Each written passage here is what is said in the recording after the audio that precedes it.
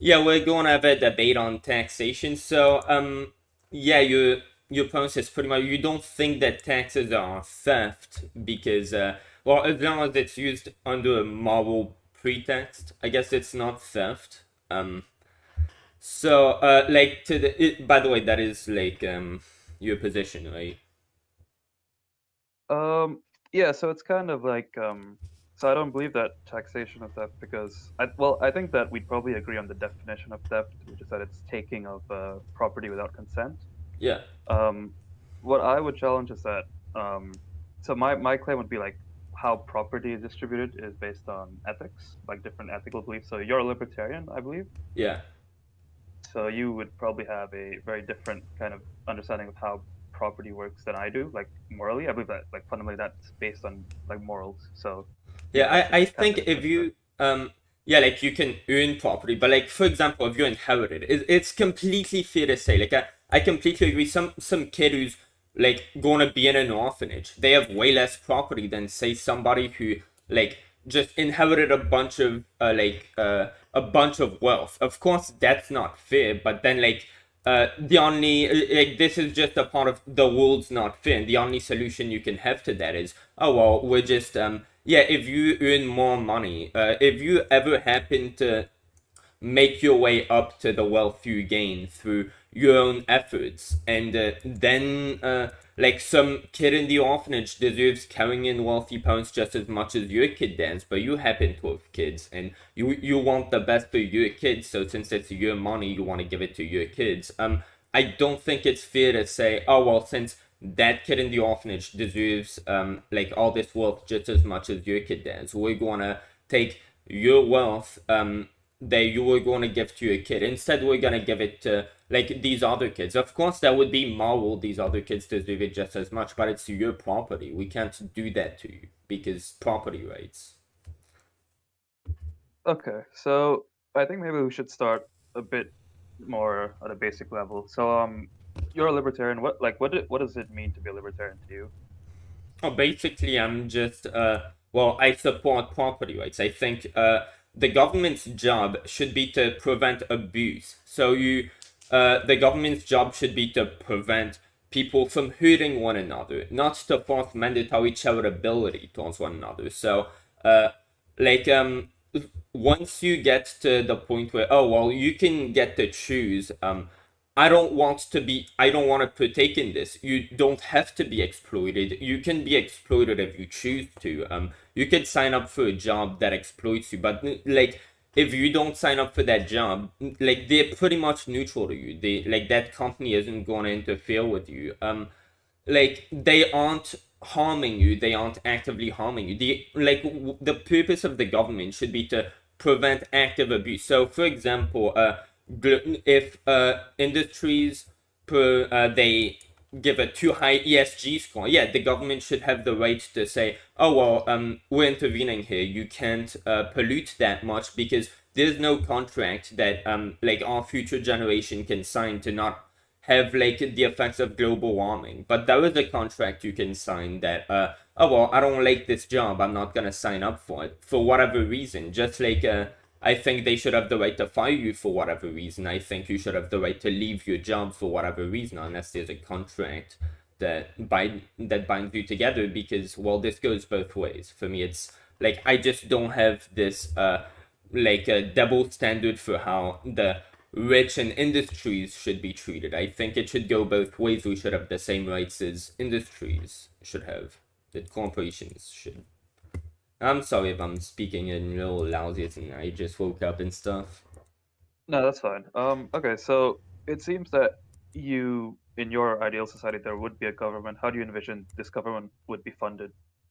Well, I think it should be an optional taxpayer system. So, basically, I think that the taxpayer money should be our voice and not our stolen money. I think we should have a tax breakdown. That would be the best incentive to make people actually pay their taxes. I think the taxpayer system should be what's it called, a contract between you and the taxpayer, where if you don't pay your taxes, say you just don't get to use the social programs, so the stuff that the government funds with it, the roads and stuff. You just can't use that, and if you're caught using that, well, you're just gonna be fined the past like 2 years worth of taxes that you haven't used. You don't get to like take advantage of a system you don't help contribute. So yeah, and of course there should definitely, most importantly, be a tax breakdown of like all of the issues that you're helping fund. We should get to do that. We should get to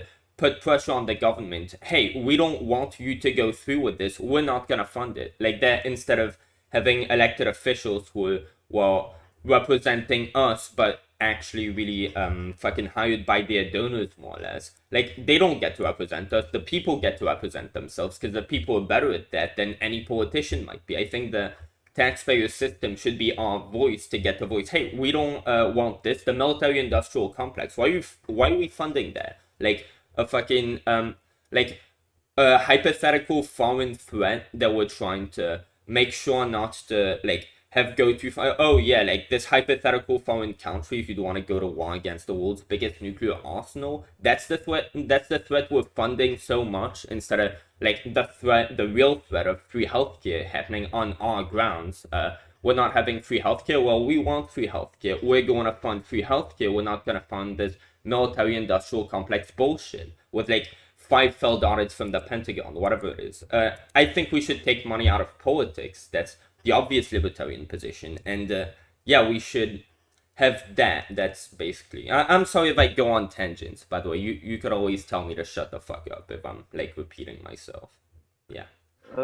That's all good. So, okay, so basically, you believe in an optional taxpayer system where people can just choose not to pay. Yeah, and of course, I think there should be big incentives to do that. Another big incentive should be like the government should maybe try pressuring you into paying taxes by sort of collaborating with big companies such as Walmart. Like I don't know, the government like giving subsidies to Walmart by telling them, hey, just don't allow any non-taxpayers into the store. And if you do it like universally, you just fund this pressure from stores, like the government pressuring stores not to let non-taxpayers in. It's like, then this is a contract that will work. Okay, well, so I guess this is an argument that I made in like the comments thing. So basically, like how taxes work right now is that you don't just get taxed just for like existing, right? Like you have to commit to a certain action. And so like hypothetically, like I guess if you didn't want to pay taxes, you could just abstain from, say, like if you didn't want to pay income tax, you could just yeah. I know that was you. I remember that thing, and I think my rebuttal of it, at least like how I replied was, well, you're pretty much saying at this point, well, you could just choose to just not have a life, just never get a job, never do anything legit, just like be homeless pretty much. Like that's what you're proposing. Well, you don't have to pay any taxes. You could just go homeless. Is that a choice? Like like everybody's saying nowadays, oh well, the homeless, they aren't getting affordable housing isn't the problem. These people want to be homeless. Do you think homelessness is a choice anybody would ever make or could ever make? Like that's not really reasonable to say, oh well, you don't like this, how about you go homeless? Like, is that really a choice? Is it like a reasonable choice to like give people? Yeah, no. So I got the point there. So like I guess kind of the argument that you're making is the one I typically receive, which is that like there's an element of coercion in that choice, because obviously you're going to choose the one that allows you to gain resources to be able to survive. Could I stop you there? You said coercion. That's a 3-syllable word, and I think I learned it, but my brain is small, and I don't know what that means. Let me just look that up real quick. Coercion. What the hell? I can explain it to you if you want. Okay, thank you. Yeah. What is that? So coercion is basically like okay. It's basically like kind of forcing someone into an action, but like implicitly. So like for example, yeah, if you're like a boss of a company and like you have like a female worker. Yeah. I remember. I remember. I saw the Sam Cedar debate. Yeah, the practice of persuading someone to do something by using force or threats. But I mean, that's I guess to some extent, but it's more like it's not even that. It's legit. You're not giving them a choice. This isn't even really like, oh well, you're forcing them to do that with a like threat. No, you're just telling them you don't really have a choice but to do that. There's no force or threat. You just can't. You can't really just say, oh well, I'm just not gonna have a job. Then how do you like? Do you just go outside? Like that's not even. Wait, what the hell am I even saying? And does that make sense? Like what I just said? Um, no, I get kind of what you're saying. I think like, well, what you described to me earlier is kind of interesting because like, so your kind of ideal system is one in which the government would still exist and it would still fund like kind of probably a lot of things that it funds now, like say roads and stuff. Oh yeah, it should Like, fund way you don't more think than it funds now. Free healthcare, for example. Like it's not really a meritocracy if well you could just go bankrupt overnight from just having a medical. So yeah, like I mean, as much as I'm a libertarian, this might sound counterintuitive, but I'm actually I just changed my position on the Second Amendment. I'm actually pro Second Amendment now, but yeah, I'm in favor of free healthcare. I'm against free college, but I'm for free healthcare and stuff like that. Like I'd be in favor of housing the homeless, for example. But yeah, I think we should do that using the taxpayer's voice and not their stolen money. okay.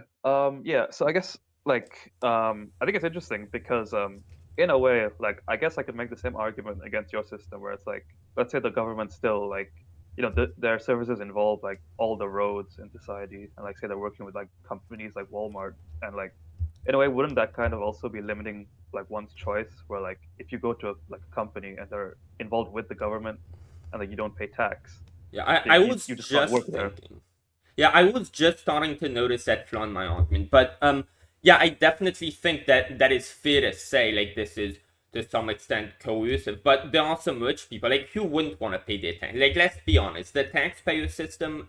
Like when people on the right are arguing, like against free healthcare, against free college, against all of these things, like we're not arguing against like we're arguing against our own best interest explicitly like the middle class people the people who would be coerced with that system into paying their taxes like they're the people who the taxpayer money is helping the most like people with I mean countries with higher tax rates the middle class is stronger the wealthy class is stronger so like these taxes like the only people who would have an incentive to like disconnect themselves from that taxpayer system it'd be the like very wealthy who aren't really going to benefit from that system but like then they would probably have an option to like just use everything private not use anything public because they aren't that wealthy so like yeah I think the only people who like really have an incentive to want to get themselves out of the taxpayer system because none of these social benefits are going to actually benefit them. They don't need it. Like it's the rich, so they get a way out. We don't, because yeah. Uh, right. So that was a bit long. So I'm sorry. what your point was kind of in regard to like were you saying like the rich get a way out in the current system or in your system? Oh, I in was just a my bit confused system, there. if they Oh, really want to get a way out, it'll annoy the shit out of them. But they can do it. It's not really coercive to them because they are wealthy enough to the point where like they can get around it if they want to. They don't have to.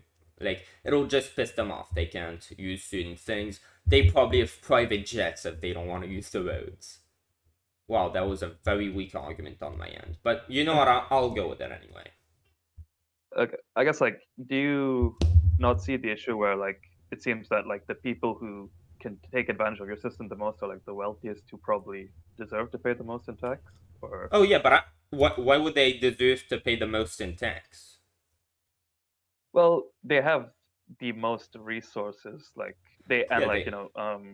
Yeah, of it's course. like yeah, but like there's kind of a concept in economics called I don't know if you've heard of it, diminishing marginal utility of income. Diminishing marginally to an if I have never heard any of that. Okay, so I can explain that. It's pretty simple. So it's diminishing marginal utility of income.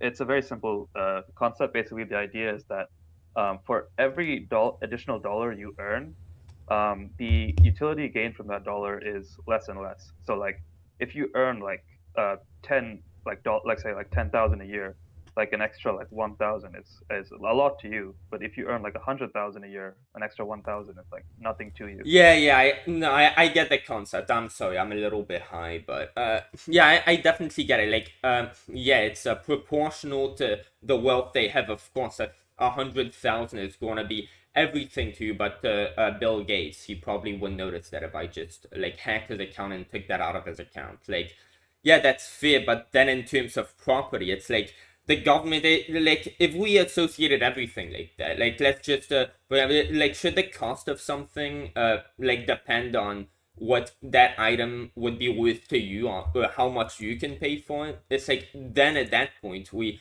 might as well just put everyone equal. Like that's like that can easily go into what's it called, just like what is the word I'm looking for, just like, yeah, that can easily go on a slippery slope of, oh, well, do rich people, they could pay just 10 times more for any product that they buy on the market. How about we just make things cost, like, proportional to what they earn? Why would that be specifically the taxpayer system? It's like, that's putting morals and, like, ahead of, just making sure that people don't, what's it called?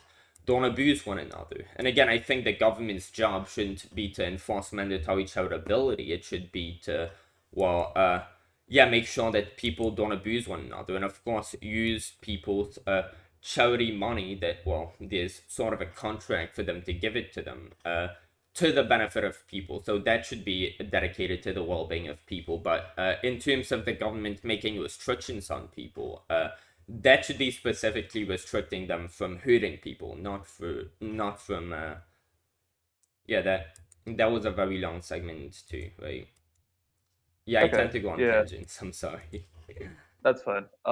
Yeah, so I guess to your first point about kind of the slippery slope, I think that's kind of interesting. I guess my response to that would be like generally like I mean it would be cool if we had like I think it would make sense if we had like a world where I guess the rich paid more. I mean, this is obviously my kind of morals, I think. But wouldn't that But be, like yeah, wouldn't that be pretty much communism at that point? Because if everybody's like, yeah, you can earn more, like, but just according to your wealth, the price of everything, like then in that world, like imagine you have $100, but everything that would cost $1 to people who have $10 will cost $10 to you, given you have $100. Like that pretty much means like depending on your like wealth amount, you like that things are priced accordingly. So like at that point, everybody might as well be making the same amount. Like yeah, that's so, pretty much so I guess communism. that was kind of the point that I was getting to, where like even though like the idea seems kind of like okay in theory, but like in practice, I would say that like it wouldn't really work out because like I think that like in general, I think the market is going to be more efficient at like making it so that we have the lowest like prices available for like any given product. Like I Yeah. think like when we try to like kind of plan prices like we did in like communism, I don't think that works out. I think it's like it leads to a lot of inefficiency, and it's like you don't really get much benefit in that. So that's why like that's kind of I guess my response to that is like, I think that like generally like I care about like kind of I think like in practice I think having like a market system where like you just let the like competition decide what to lower prices. I think that works out the best. Yeah, I mean, Um, yeah, I get for practicality, but like, what were we on? Yeah, yeah, the taxpayer thing, dude. I just forgot what you. Oh, wait, that, that's okay. I guess like so that's just kind of like a like side point. I think like fundamentally, so it seems that like kind of we're both kind of getting to like ethics here and like morals. So I yeah, guess yeah, we can kind of just start kind of more at a fundamental level of yeah. that. Yeah, So the point was for the like taxpayer thing. People having to pay more tax, like that makes sense. But the point of me bringing up like, oh well, this can go on a slippery slope is the government saying, oh well, you should be paying more because, well, ethically you have more to pay. It's like if somebody practically, if somebody is giving more into the taxpayer system, they should be receiving more out of it. But in this case, like it wouldn't really work that way. And it's like if we're going to apply this morally in that standard, like why shouldn't this apply across the board? And that's the thing. Like this is just like this would be the equivalent of just making everything else in the market just oh well, if you're rich you have to pay more. But then if currency, if we're going to establish currency at its value, you have to pay that much in like for this type of outcome. If we're going to say the rich should pay more, well, they should get more out of the taxpayer system too, because that's their money that they're contributing to, and otherwise we're sort of just scamming them. Um, yeah, so I think there's like a couple of points. I think there's like, so when it comes to like the reason I think the rich should pay more, I actually think that like, so I think like essentially like I think the main difference between like the pricing thing that you brought up and like this is that like, so we're talking about like with the government, we're talking about redistribution. So it's like giving the money that the rich have more, so like more of it to the poor. So like whereas like in a pricing system, like it would, I don't know, it probably just like, you know, you'd have like rich people paying more money to other rich people. So it wouldn't really like come to the benefits that we'd want. Yeah, Um, of course. But then like yeah, and I my point is that these types of things, like wealth coming back to the hands of the poor, that's a good thing, but it should come out of the kindness of people's hearts. The government shouldn't have the authority to be able to take these property rights away from the rich because, well, it's the right thing to do, it's a moral thing to do, because the government shouldn't be able to penalize people for not being nice. And again, like that, look, I am holding, I am like, let me go get some weed real quick. You see this weed? I paid I paid $100 for this, right? But imagine if I wanted to well, sell it to you for $15,000. Now I'm ripping you off. That's absolutely insane. But I should get to do it to you, right? If I wanted to sell you this, like tell you with just this gram for $15,000, like again, I should have the right to do that because I'm not exploiting you. Just like well, I can say, oh well, this shitty deal, do you want it? You have the right to say, oh well, no, I'm not going into that deal because that's a consensual decision. But then when you're going into, oh well, you have to give that money to people. That's no longer a consensual thing. That's like you're enforcing mandatory charitability. And in the case of property rights, we'll say like yes, a little kid or something comes up to you in a park. You have a football and you're just not using it. It's yours, but you're not using it. That kid comes up to you and says, oh, well, I want to borrow your football and play with it for a little bit. Like, obviously, you're not playing with it. The moral thing to do would be to, well, give that kid your football while you're not using it. But then it's yours. The government shouldn't have the right to force you to, like, let the kid play with your football. That should be your parents' job to, like, the kid, if they want some like if they aren't happy with you saying, oh well, I'm not gonna let you play with my football, they should go to your parents and say, hey, your kid's being mean, and then their parents should do their parenting job because that's their job, not the government's job, of telling you, hey, yeah, I raised you better than that, you have to do this. But yeah, being a moral, kind-hearted person, the government shouldn't get to enforce that on people. It should just be able to say, you do not hurt this person. Okay. Well, so I guess we can, yes, I guess we can get on that concept of like, so you seem to basically want the government to respect, I guess, you want the government to essentially be voluntary and respect consent. It's Yeah. like, yeah. So but I guess like, so one thing you mentioned a while ago is like, it seems that you believe that the government should take action when it comes to say like the environment and climate change. Do you believe that like that might kind of violate like be like mandatorily forcing companies to respect like Well, environmental no, because regulation? well, of course it's that's you're forcing them, but the thing is, you're not forcing them to be charitable. You're restraining them from committing abuse because if your ESG scores, like you producing high ESG scores, it's going to penalize people who have nothing to do with it. They didn't sign a contract with you to be or not be affected by global warming in the future. Like, you're penalizing these people and there's nothing they can do with it. Like, if you're going to cause in the future, like, massive storms that might kill people, like, it's just like, well, you might as well be killing these people. And it's like, oh, well, I'm just doing it for business. Like, no, you don't get to do that. That's abuse. That's not, like, if these people got to sign a contract, oh, well, I will or won't be affected by global warming. Like, that's a different story, but there's no such contract. Okay, so when you say abuse, do you just mean like harm? Like they shouldn't commit any harm? Like, Yeah, you shouldn't be able to hurt people against their will. And for example, if you sign a contract, for example, saying, oh, well, I will work for you, I'm okay for working for you, even though you offer $4 an hour instead of the minimum wage, if you say, oh, well, I'm fine with working for you under those terms, that's not abuse. Or that, yeah, I guess that is exploitation. You're exploiting yourself, but then I don't think you should go to jail for exploiting yourself for accepting a like under minimum wage job. And I definitely don't think your employers should be going to jail for giving you the option to exploit yourself. But yeah, if they are going to raise ESG scores to the point where they're going to harm people who never asked for anything, never signed up for the job under certain like conditions, they just are trying to live their life, and global warming is going to affect them. It's like, no, you can't do that. Nobody asked to be involved in that. Yeah. okay, so it seems like your kind of standing for harm also kind of implies like sort of second like order or like kind of less like direct harm. So like in the case of climate change, Yeah, I guess like if you don't consent to the harm, if you consent to the harm, such as like, yeah, you consent to having an under minimum wage job, which most liberals would say, well, that's exploitation, you're being abused, except that, well, you signed up for the job and you knew that you would be getting paid this rip-off wage.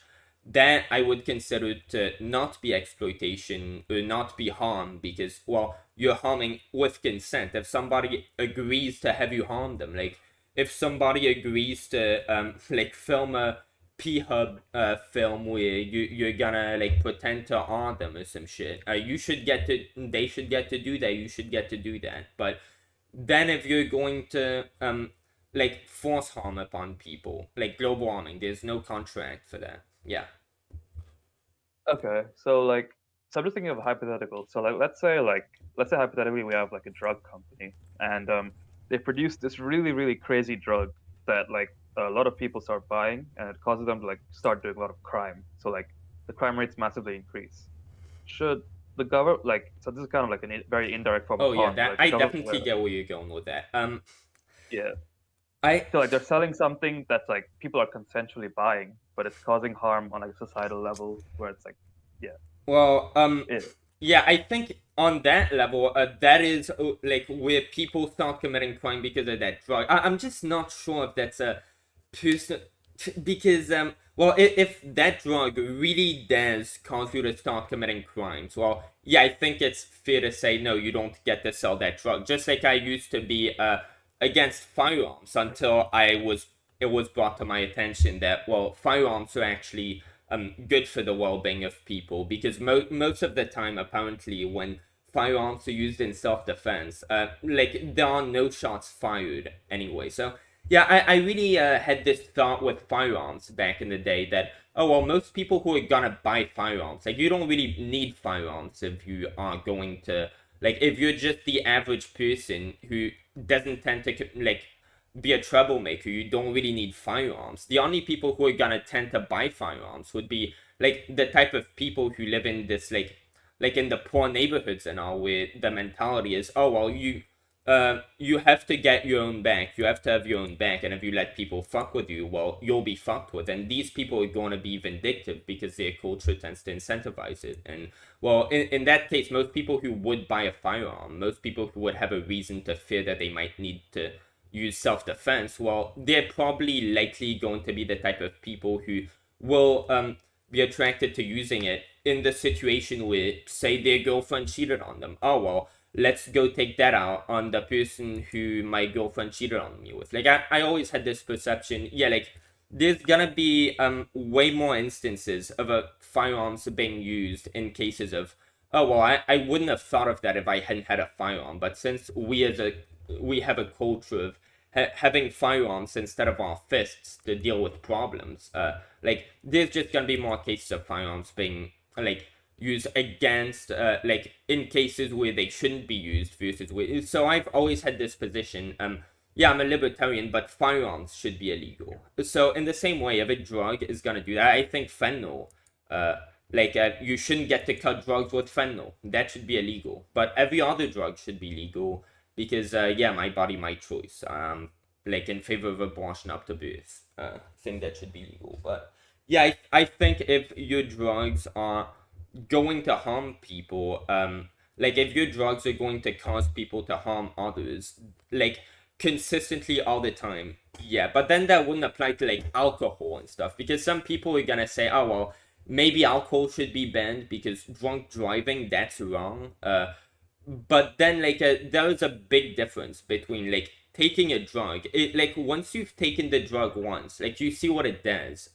Unless this drug is addictive on like the first time you try it, if you drink alcohol and you beat your wife and once you get sober you realize what you did, and you decide, oh well, yeah, let me do that again, like at that point it's no longer the alcohol's fault, it's your fault, and you should be punished as if you weren't on alcohol because you made the sober decision. I will keep drinking despite knowing what this does. So I think that should apply with all crimes.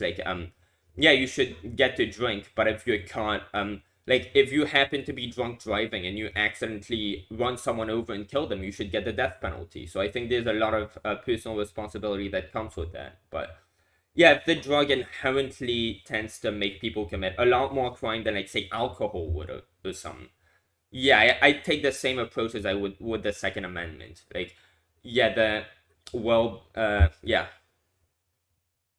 Okay, so all right. Are you familiar with the trolley problem? trolley problem. I've heard that on Vsauce. Like, isn't that the train thing? Yeah, so essentially it's like a situation where like there's like Yeah, a you speeding either train kill on. two people or you don't do anything. Which one do you do? Well, I genuinely don't know, but I think it really goes down to how you would choose to face the situation. I can definitely understand anybody choosing choosing either one, but yeah, I Yes, the reason I ask is because like so I'm still interested in your like kind of concept of harm. So in this case, like trolley problem is like either you can flip the switch of the train and have it kill one person, or you can just leave the train to like continue going where it's currently yeah, going, to kill which two people. will Yeah, result in that's what I five said. people I dead. know. Yeah. Yeah, Yeah, and I so like in that situation, I think it's definitely like the moral thing.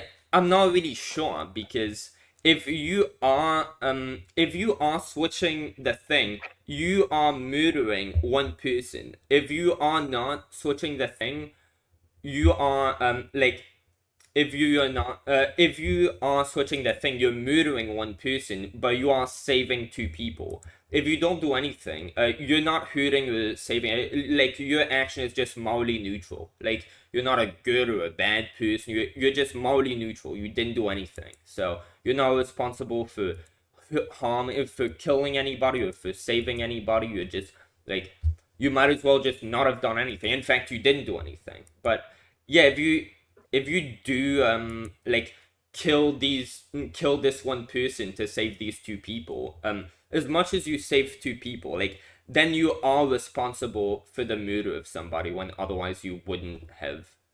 So like I would get somebody like the loved ones of that person who you killed going after and killing you. I don't think they would be unjustified in doing that if you did that. But yeah, it's a really hard so situation because like, yes, yeah, it is more moral to like kill that one person, but then like you are committing abuse if you like, you're committing murder if you do that. But if you don't do that, you're not committing any harm. Like if you just let two people die, it's less moral, but you're not doing anything wrong, but you're doing something very wrong if you kill that one person. okay, so I guess so what you're essentially saying is that like you believe that there's like a moral difference between like even though in both cases like you still have debts, like in one it's just in one case it's less debts, but you believe there's like a moral difference between like actually performing an action Yeah. which results in someone dying versus just like not performing an action which still results in Well, yeah, someone like dying. for example, if somebody is like imagine if somebody is on the verge of dying, but you can save them. Well, if you choose not to save them, you could have saved them. I think you're an asshole, but you didn't do anything. It shouldn't be illegal to not do anything because the 13th Amendment exists and I support it. The government shouldn't be able to have property over, like, your citizens should not be your property. If they do not want to commit a moral good, if they do not want to be charitable and to do something that is nice, they should have the right not to do that. If they want to let someone die instead of saving them, maybe because they hate that person, it's like the government doesn't own you. You should get to do whatever you want. But morally speaking, that's a whole different story. Like, you are a bad person if you do that. Unless that person you're choosing not to save is like a bad person, but like a horrible person. But yeah, I don't think like that is where your parents' job comes in. Like, your parents' job should be to teach you to be a good person, and well, obviously to save someone who is dying if you can. But the government shouldn't be able to enforce that on you because the government doesn't own you. Like, you're not their property. Okay. So I have one more kind of related hypothetical, which is, let's say that you see a drowning child, um, but like you have the choice to save them, but it will get your shoes wet. Do you think that if someone chose to not save the child because they didn't want to get their shoes wet, that would be an okay thing to do to Well, let they them would be drown? horrible people. It would be completely fair for them to get cancelled, but they shouldn't have any legal repercussions over it. Okay, so I guess this is the interesting part. So you seem to have like you seem to like you say like things are immoral, but you don't seem to believe that you should be able to enforce morals in some regard. Like, Yeah, you shouldn't be able to force somebody to do the charitable thing to do. You shouldn't be able to force somebody to make an action where were they to not make that action, like certain thing would were they to have that action, things would be better for other people. You shouldn't be able to force people to say not be neutral. If they're neutral, you're not committing harm, you're not abusing somebody, you're just not helping them. Like, you're not doing a charitable thing. Just like for example, say you're seeing a homeless person, right? I think that's my hypothetical. Say you walk to the store, to McDonald's, you see a homeless person. They look like they're really starving. They might not have eaten in like 2 days. Like, you should get to go to the store, go to McDonald's, go in there, buy yourself 2 meals which you're not going to eat, and not give that homeless person any. I think the moral thing to do. You have a moral obligation to buy that homeless person food before you even buy yourself food. If they're gonna have a meal, but you're not gonna have a meal. Oh well, you're just gonna be hungry for one night. Who cares? That person's probably been starving for 2 days. Like, you have a moral obligation to feed them ahead of yourself. But then should the government be able to force you to donate to every homeless person? I mean, it's the right thing to do. You should be donating at least $1 to every homeless person. If you're middle class, that dollar is worth way more to them than it is to you. Like, the right thing would be to donate it. And especially if you see a homeless person who's starving, then like you're really doing something wrong. You could arguably say it's abuse if you don't feed that homeless person and you instead feed yourself. But there shouldn't be a law forcing you to say give the homeless, feed the homeless, or even house the homeless. I would go even further and say, well, yeah, we should house the homeless, but well, clearly the entitled elites are even more entitled than us. They aren't gonna do it. Well, most upper middle class people, they have at least one extra room. Say, even in their bathroom, they could afford like just housing and even feeding a homeless person, just one homeless person. They could even learn a lot from having a less entitled third class person. It would be an inconvenience to them. They would have to, well, house someone, have someone in their household, but they probably have an extra room. It'd be life changing to someone. It'd be like the difference between a homeless person having to sleep out on the street. Like, you'd be changing their life around, but you would be minorly inconvenienced. So I think the moral thing to do, if you have an extra room, would be to at least house one homeless person. But then the law shouldn't be able to force you to do that. Like, if you if you go to like some fucking starving African country or something, and you bring a lot of your vacation money, like $300 just for your own expenses, like the moral thing to do, if you see a lot of kids over there just starving, you should be giving them, like donating them all the money that you don't need to survive. But then the government shouldn't be able to force you to do that. So yeah, that's my Okay. hypothetical. Uh, okay. So I guess like, yeah, I guess like, well, that's kind of, I guess, the point of disagreement. So like, my point would be that like, I think that taxes is how we kind of force people to do that. So like, we pay taxes, and that's the system through which like the homeless get money and such like that. But you obviously disagree with that. Oh no, I I guess. definitely don't disagree with that. I think they absolutely should, and the homeless should be getting a lot more than they are Well, because you disagree that it should be forced, yeah, I basically. disagree that it should be forced. Okay. I guess. Trying to think of where we can take this next.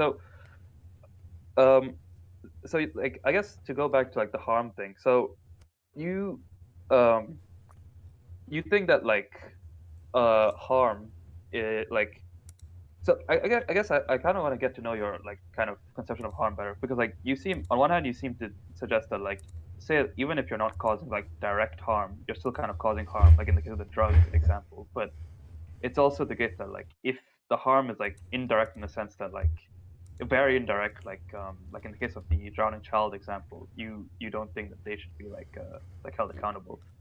So I guess It's I'm just like, not about it yeah. being indirect or not. It's about whether or not you are causing the harm. Like if you're not saving the kid, you are not causing the harm. Like they were going to drown anyway, whether or not you happen to be there. But just the fact that you happen to be there gives you the opportunity to, instead of just not harming that person, being neutral, you get to save them. So you get to do a very moral act. You get to, well, not harm them, but do the opposite of harming them, or you get to just not do anything at all. So I think you like not deciding not to save a drowning child should be legally seen in the same way as you not like you just being at the beach and not jumping in the water to save a drowning child, because well, there is no drowning child to be saved. Like whether or not there is a drowning child, you're doing the same thing, you're just not doing anything. That's not harm.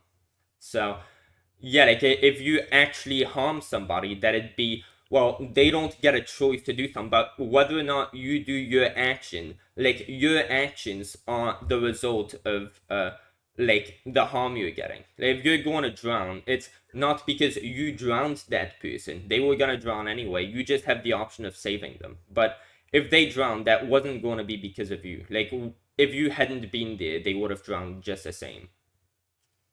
So like you're not responsible for it at all. Hmm. I don't think Okay. that's indirect harm.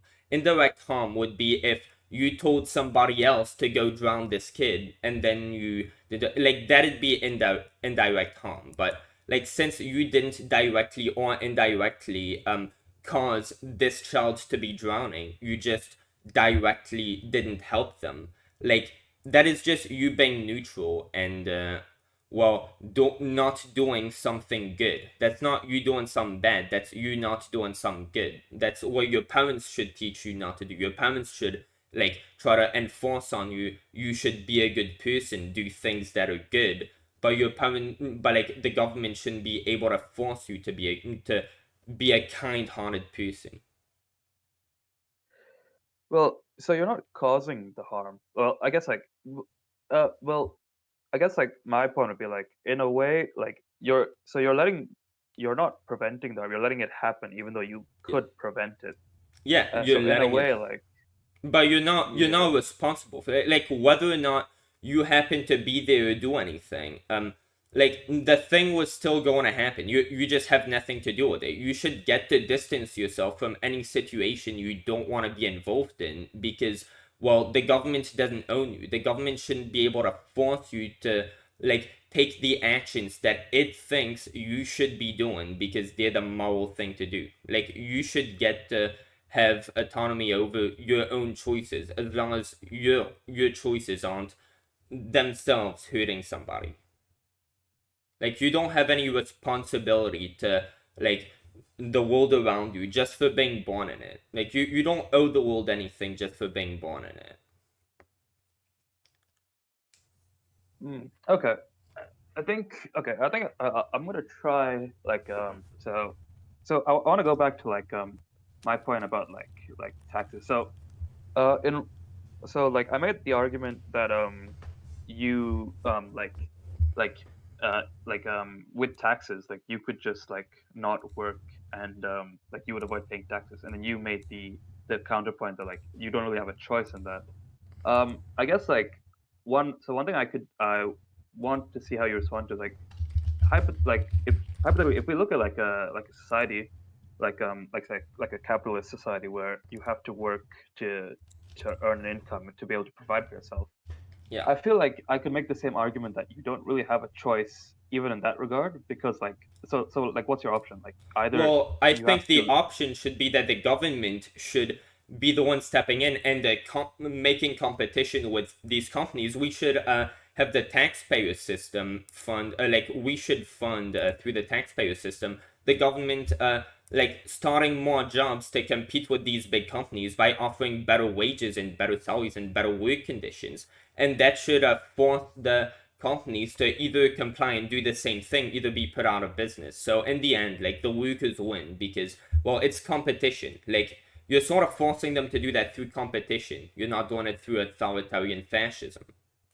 No, but I get that. But what I'm trying to say is that like so basically like in a market society, like what I'm saying is like you don't really have a choice. Like so if you Yeah. want to survive like in that society, you don't really have a choice apart from like selling your labor Yeah. to to be able to get resources or dying. So it's kind of like what I'm trying to Yeah, like you have show is to that have like a job. You could go elsewhere, but if everybody has the same like shitty wage, it's not really like yeah, I definitely get what you're trying to say. Like, when people say, "Oh, well, voluntary action can't lead to exploitation." If you need a job and every job is going to pay you a shitty wage, and you need to get a job, you're sort of forced into like getting some job, even if you wouldn't really want it.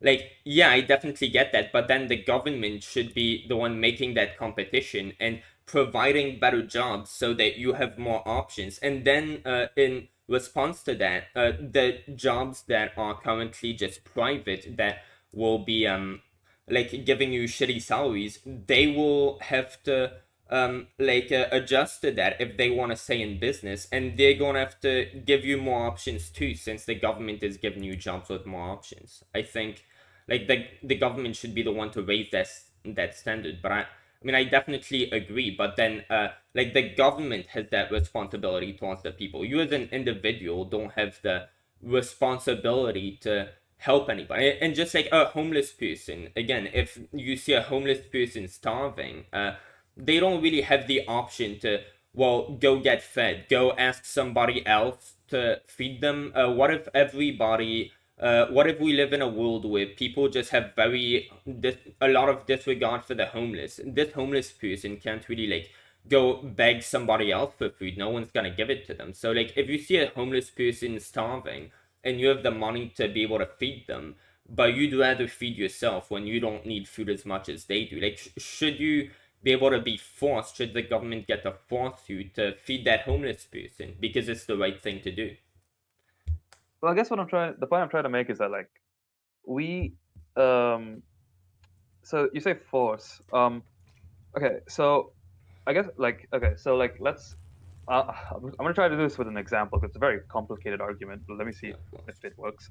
So let's say we have like a guy who makes like bread, okay, and Yeah. he sees someone like on the street starving, and he has like a piece of bread in his hand, and he waves it to the guy and says, "I'll give you this bread if you work for me, like if you do labor for me. So Yeah. like you have to be in like in a contract in labor for me, like." So, given your kind of morals, you wouldn't see anything wrong in this situation, No, right? I no, I guess. don't think there's anything. Some homeless people actually have a sign I've seen on But Google, will work for food. Like if you see some homeless person with a sign saying "We'll work for food," and you're like, "Okay, deal," but then but yeah, that but like should what be I'm saying is illegal. like this. What I'm saying like this person will starve. Like they're literally starving. They're about to die, and like their only choice is either between dying or like working for this person. Like Yeah. you don't see any issue with that. Like I in the think sense that it's like he doesn't really morally have a wrong. choice. Yeah, I think it's morally wrong. Your parents should raise you to be a better person, but the government shouldn't be able to force you to be a better person. Because, yeah, like if you were to not be around again, like this homeless person would just starve. Like, since you happen to be around, you're giving them an option of you helping them. Like, it's you either do a neutral action or you do the charitable action of feeding them. Well, you could do an in between, which I think is immoral. But like yeah, you could be like, I will help you in exchange for this. Like that is better than you just not doing anything, and you not doing anything is just a neutral action. Like that's not even right or wrong. I guess morally it's wrong, but Okay. legally the Yeah. So I guess like okay. So in that example, let's go back to that example. Now I'm going to change it a bit. So now let's say that so now let's say that like in that example we now have a government who is working with the bread maker, and now the offer is that either you starve or you work for me, and working for him results in you having to pay taxes to the government who's working with the bread maker. So is that you know I guess like I mean, what's the yeah, but moral difference then? what taxes would you be able to pay since you're homeless and stuff? Well, yeah, if the person is like, oh well, Like you, whatever income you earn, like the government would take a portion of it, like how oh income yeah, taxes work. yeah, if that's a part of your contract and you're telling them, oh well, yeah, you can either starve or you can do that, but then the government will take some of your taxes. Like that's an offer that someone is giving to you. You can take it or leave it, but that like they aren't Well, harming you. that's They aren't doing anything to you. well, but that's I guess like so, but I guess that's kind of my kind of like what I'm trying to show with this example is that like that's essentially what the government is doing right now, right? It's where like you Huh.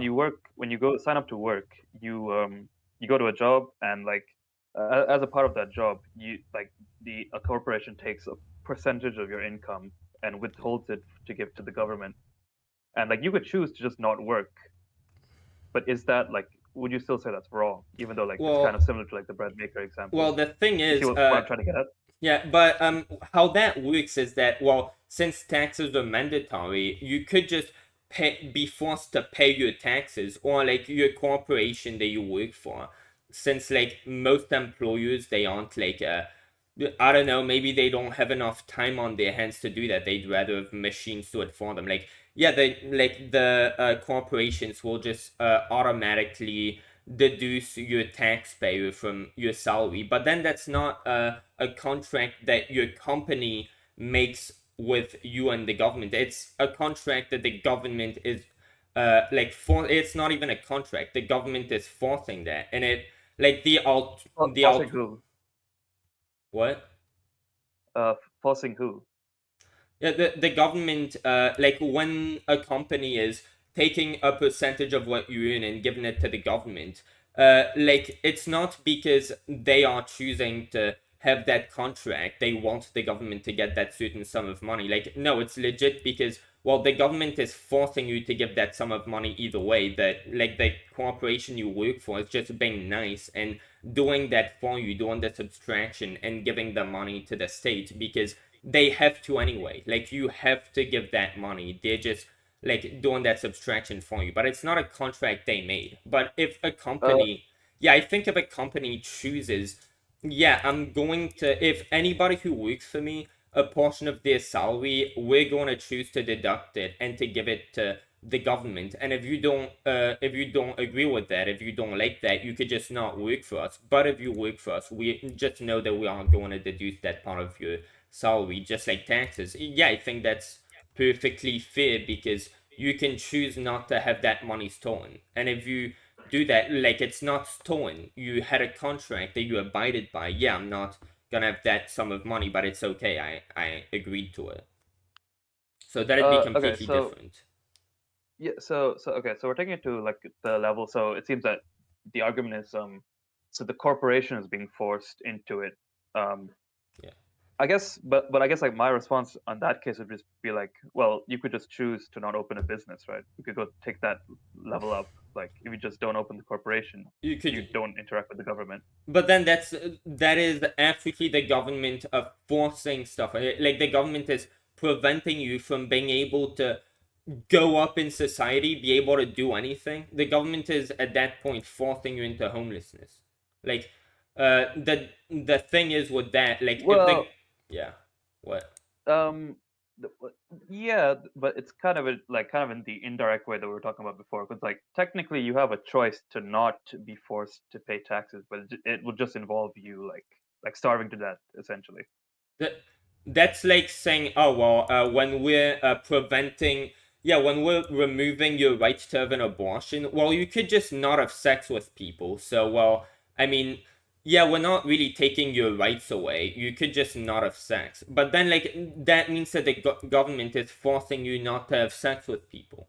Like, if the government is forcing you not to get a job or not to be able to do anything or have your money stolen from you, like that's very different. That's not a like they aren't giving you anything in return for that contract. That's a contract you have to sign. Like what? Yeah, So then, like to go back, so like the reason I bring this whole thing up is like to go back to the bread maker example. I'm just wondering like what's the difference at this point where it's like, so you have a choice to either starve to death or pay taxes to the government versus starve to death or pay like work for the bread maker. yeah. The Like what's difference the is distinction that there? the bread maker didn't put this homeless person in the predicament that they are. The homeless person, I mean, the bread maker didn't make that person go homeless. But if the government is forcing you, oh well, you do not. If you are going to do anything other than be homeless, you are going to have this portion of stuff stolen from you. If you are going to, but then you like you're not saying the government isn't saying, oh well, if you're going to like say benefit from the like social benefits, if you're going to leech off of the social benefits that we provide, then you have to pay some tax. They're saying, oh well, if you just want to do your own thing, we're not even a part of it. But you want to do your own thing, you want to have freedoms that you should have by default because they are yours. Oh well, if you want to have fundamental freedoms, you're going to have to like give us money. Then they are forcing you into homelessness. The bread maker, like they didn't make the person go homeless. They just have a solution for them, which might not be the solution that that homeless person necessarily wants. But if somebody is just trying to run a business, they just don't want to sign any contract with the government. They aren't trying to work with the government. They're just trying to do their own thing and, well, uh, yeah, just like live independent from the government. They aren't hurting Well, anybody. The government shouldn't get to hurt them. Like, that is the government hurting them, not giving them a proposal that isn't necessarily a great proposal. I mean, like, the thing is, like, okay, so I guess I'm kind of not sure what the difference is still. So like when it comes to the government, like the contract is kind of like, so you get to open a business in this society which we run, and as a result, you pay taxes versus like the bread maker example, which is also the contract of And you this work for me and well, you say in the society which we run. I don't think that I don't think that the government should get to say, oh well, this is, oh well, you're born over here, so well you basically are in a contract with us since you, but like you don't owe anybody anything for being born somewhere. The concept of, oh well, this the earth pretty much, this land is owned by the government, so if you're gonna but do anything like in this country, if you're gonna be in this country, you have to abide by these laws. It's like, but um, uh but you believe that the government should prevent abuse, right? yeah. So like, isn't that kind of a thing that they're providing to everybody? Well, they are preventing abuse. That's not. I guess. Yeah, they are. That's a Pro- service, right? I guess. Yeah. So in a way, like I guess could it would like isn't that kind of like become a contract at that point? A contract. I definitely get what you're saying. Yeah. Yeah, in return for us providing you with like protection, say protection like yeah, if and you all that. want to call the cops if something's happening, well, you have to pay your taxes. Well, again, I think this should be a contract. I think the government should get to say, oh well, if you're not gonna pay taxes, you're not gonna get to call 911. If you want to do that, you're gonna have to get your own private police to defend you. Good luck with that. Yeah, that's a very reasonable way. That's not exploitation. That's just a contract that rich people would probably really dislike. But if the government wants to do that, that's like they're providing that 911 emergency support. So if they want to make a contract, well, if you want to get that, you have to pay your like due diligence and taxes. That's fair. Okay, so you think even the protection should be based on whether you pay like the optional taxes or not? Yeah, if you are going to be able, I think it's fair for the government to say, oh, well, we provide this service. If you want to be able to benefit from it, if you want the cops to protect you, for example, well, you're going to have to pay into our taxpayer system because that's the contract. You get something, we get something. You get to either have that or you get to eject off that. Yeah. Uh, okay. I guess okay. So we got a bit sidetracked on the example. But okay. So anyways, like I guess to go back. So um, your difference between the bread example that I gave and the government is that um, you seem to think that the government is forcing the person to go into poverty, whereas or to go into essentially death, but the bread maker isn't. Like, I'm not sure. Could you kind of explain that? Yeah, the government, if you were, you would own a business, you would be just owning a business in a normally capitalist society. But then the government says, oh, well, if you're going to own that business, you either have to give a percentage of that money which you are earning, which isn't ours, you're just doing your own thing.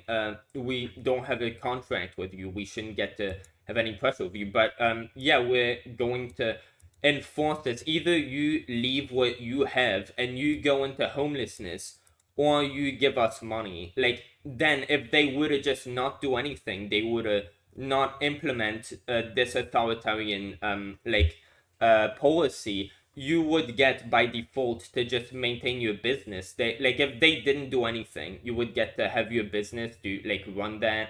You would be fine. But then as soon as they do that, it's like you have two options. Either give them money that isn't theirs, or well, leave everything that you already have that is yours. That they you don't have that because of a contract with them. It's yours. They shouldn't get to have it. If you're a bread maker, like that homeless person didn't go homeless because of you taking stuff from them. Like that wasn't they didn't go But homeless because of a contract that they made with the bread maker to either go no, no, homeless or to give a portion of whatever they make to the no, bread I maker. think you're misunderstanding the example. So what I'm trying to say is that like like similar to the case of the bread maker example, where you could just choose to not interact with the bread maker, and which would result in you dying. I'm just saying that like you could also just choose to abstain from interacting with the government, which would make it so that you can't like open a business or work and stuff, How, which would how also do just result in you dying. how do you do Is it? that like So if you so does that mean if you don't interact with the government, you don't have to pay tax? Like if you just open your business, but like you never well call well 911 or such, like you no. So the point of the example is that you wouldn't be able to open a business, like so you would just not engage in any action that's taxable. So like you would basically just almost do nothing, kind yeah, of so similar to like that's the but the bread yeah. maker isn't telling the homeless person, oh well, you can't do anything unless like they didn't put the homeless person in that predicament. They're just offering the homeless person a solution which wouldn't be the most moral contract to give a homeless person, but they didn't put the homeless person in that predicament. Like if the government is going to tell like companies that already exist, oh well, you're just running your own thing. You don't need us to survive. You're just doing your own thing. Well, we're going to go in the middle of that and say, well, we're going to take stuff from you unless you cooperate with us. Like then that is not a neutral action. Like they aren't you aren't already in a bad predicament that isn't caused by them, and then they're coming in with, hey, we could save you if you want to, but it'll cost you. They're saying, oh well, you don't owe anything to us, but we are going to say you owe something to us, and if you don't give us what you owe, we are going to take things that are already yours away from you. Like that would be like that would equate to your homeless bread maker example. If the homeless person already owned bread and the bread maker just stole the bread from them and said, oh well, if you want your bread back, you're gonna have to give me a percentage of the bread that you have. Like then that'd be a like correct example. Okay, so I see. Okay, so it seems that we're kind of just getting down to like I guess the main kind of a thing, which is like the point about property. So it's like we're talking about who Property rightfully ownership. owns things. So I guess we can go into that a little bit. I guess like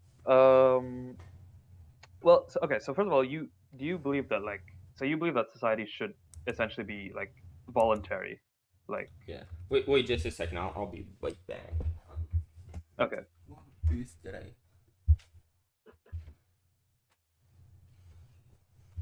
to take this one?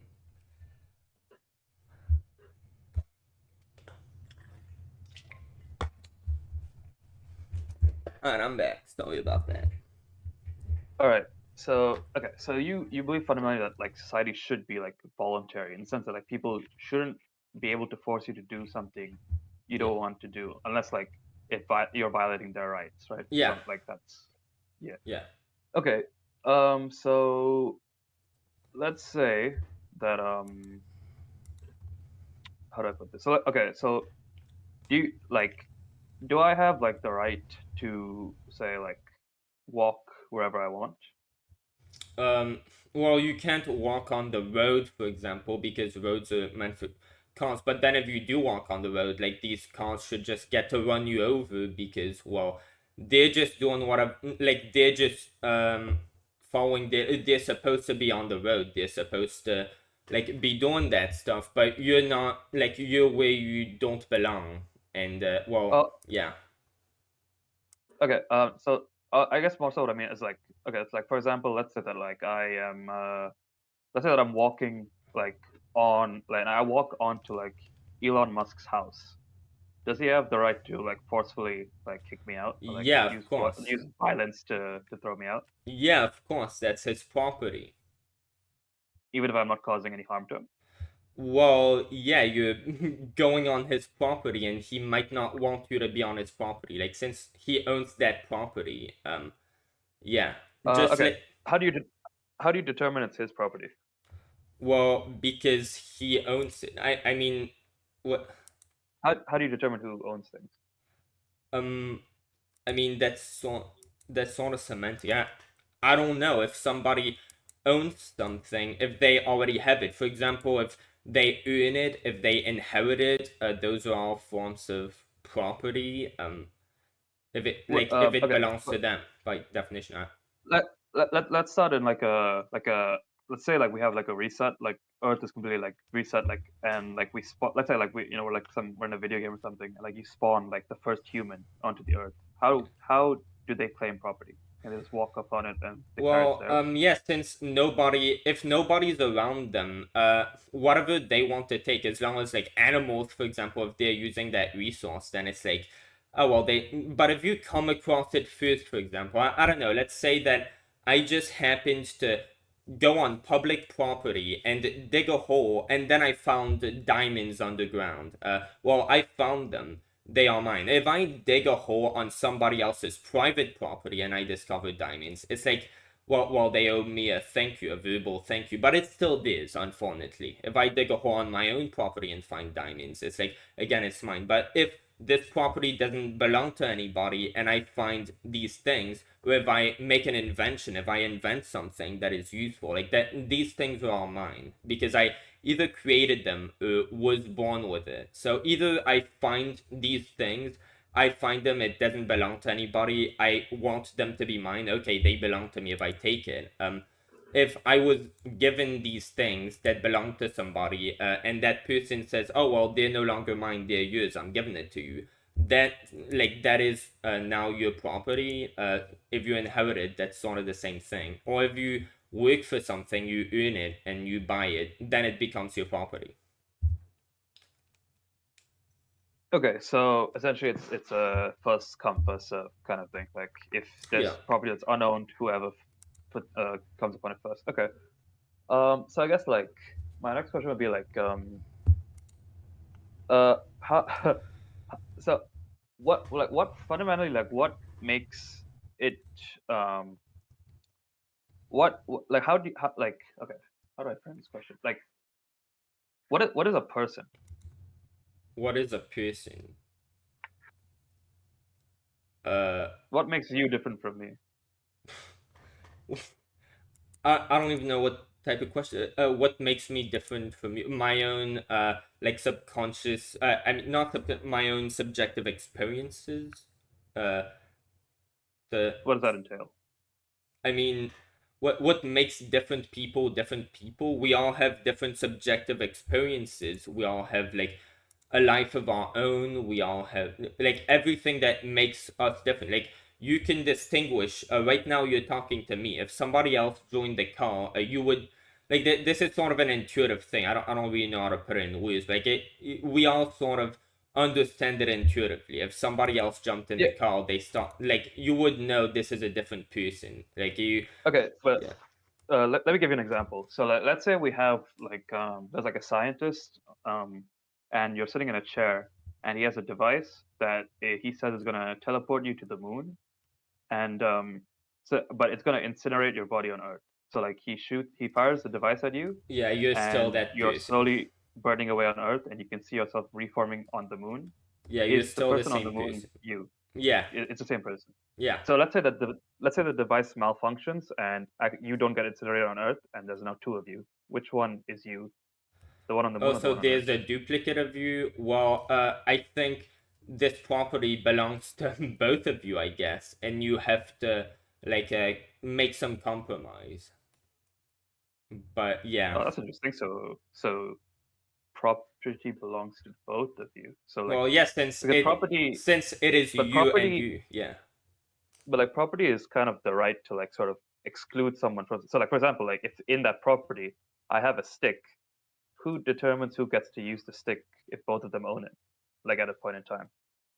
Well, they have to like talk it out and reach some compromise, I guess.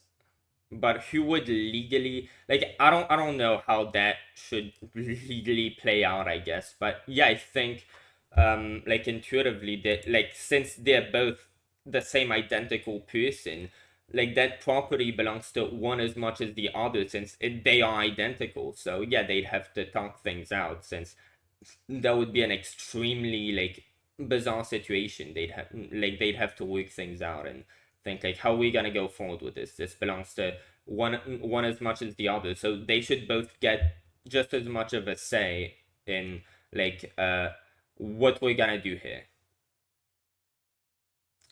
Okay. Um. So I guess okay. So where I'm going with this, okay, so like so property belongs to like persons and the way that we define persons is seems to be you kind of say that you have like an intuitive concept of it, so you can't really like give a like an explanation for what a person is. Yeah, I guess a person is somebody who is sentient and I, dude, I don't even really know. Yeah, a person is somebody who has their own subjective experiences and can be differentiated from any other person, I guess. Like a, yeah, just an organism. Like what? Why exactly do you want me to define it? I'm sort of curious. Like where you're going with that. So this is a bit of a this is kind of like just a complicated thing in philosophy that I'm just so it relates back to like the ownership question. But like I'm just wondering because like you said that people should be able to exclude like because obviously ownership is like the ability to exclude people other persons from being able to acquire your property. But I'm wondering like Yeah. how do we know like if we can't define like who an individual person is, then how can we define that like they own a set of property? Yeah, well, okay, yeah, I definitely get your point with that. Well, we can define who that person is? Well, it's very easy. Instead of getting into like the like entire definition, we could just get into the legal definition. If on paper it says like this is your like birth certificate or whatever, like your papers to be able to identify you as being that person, and that person owns such and such things. Like yeah, I guess like your identity would define you as that person. Like we can identify you as being that person, and person Well, X owns this. So yeah, well, the thing is, like, I don't really know if we want to go down legally because obviously, like, if we're going to talk yeah. about law, then well, taxes are legal, so that kind of it's a different story. But so I'm more curious, like, about the moral question. So it's like, um, so you say your answer was kind of like conscious experience. What do you mean by that? Conscious because like you asked me to define like what a person is, so like since that's really a weird question, I don't know what angle you're going at with that. Like the most obvious basis would be, well, what do every person have in common? Like what, how would you Okay. describe well, everybody has a stream of consciousness, everybody has their own subjective experience, so Well, a I person guess is here's a different somebody who, question. Here's a different question. What makes you the same person you are over time?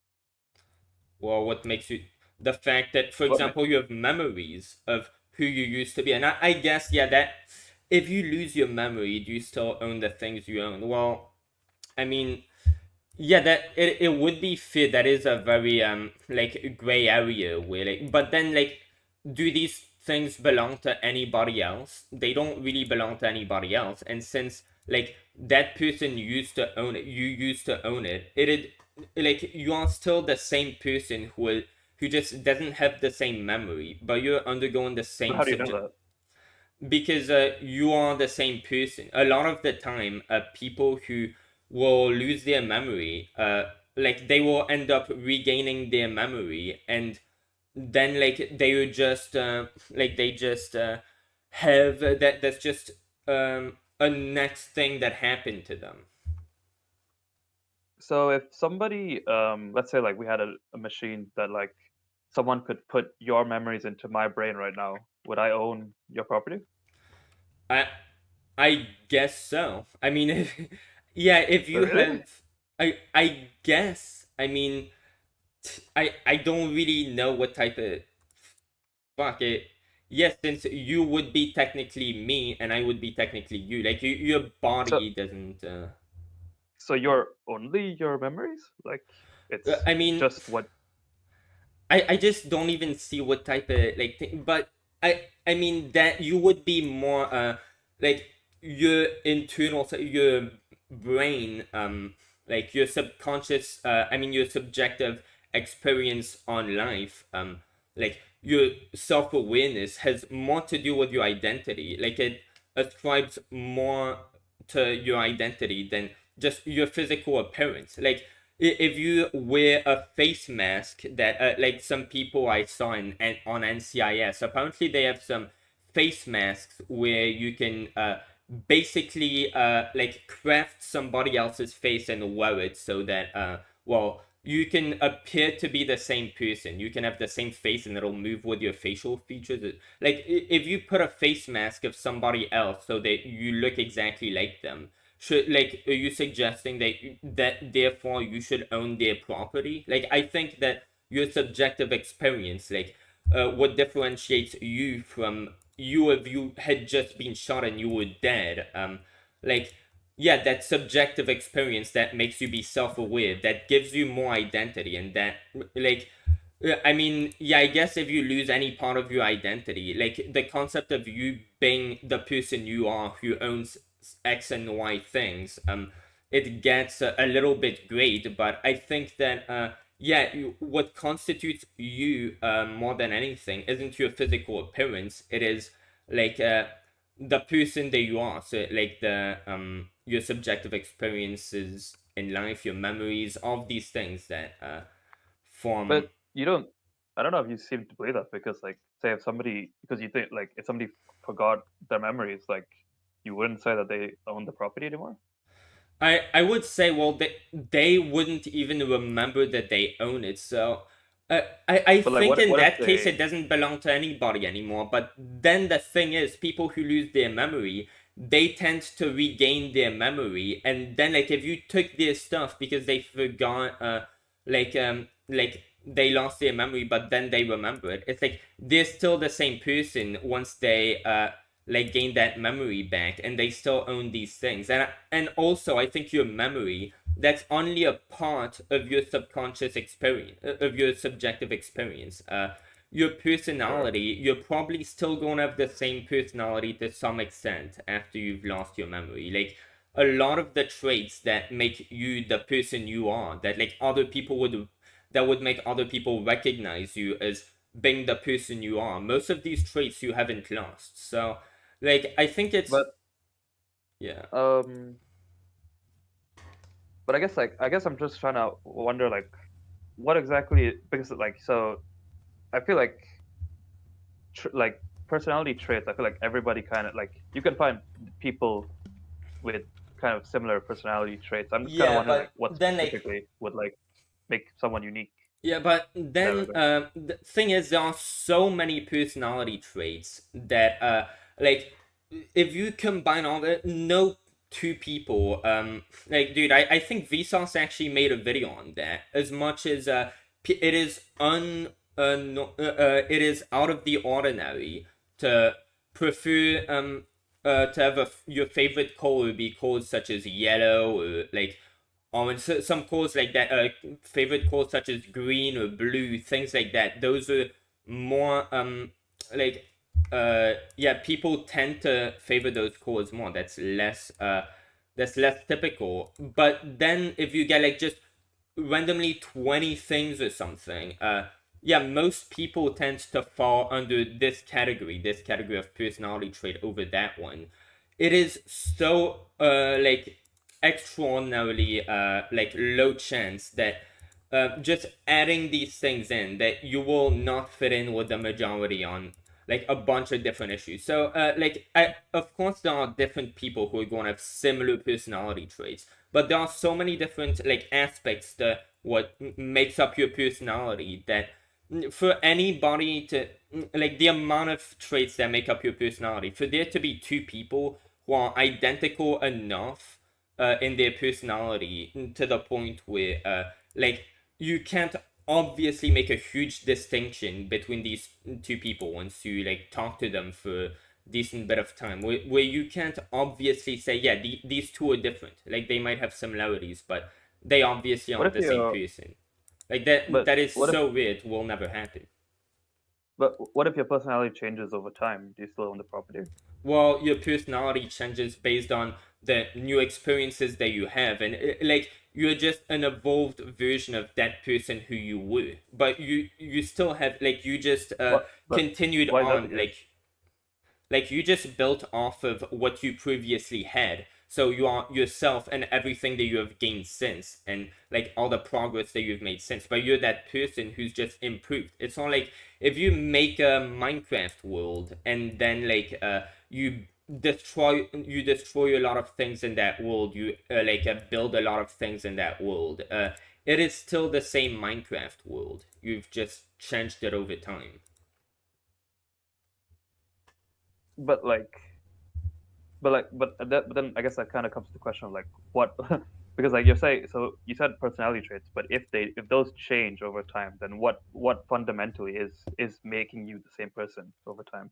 Well, yeah, for one, your memory, but like the like what will make you change over time are well how your personality works. So if you are the type of person who like if presented with an argument would change your mind on a certain position, like that was always something that you had, just if you were to have that be brought to your attention, you would have changed your mind. So like that is you the same person you always were, just changing in accordance to like new things being brought to light with you, new experiences that are giving you new perspectives, but you're the same person who's just building more off of what you had.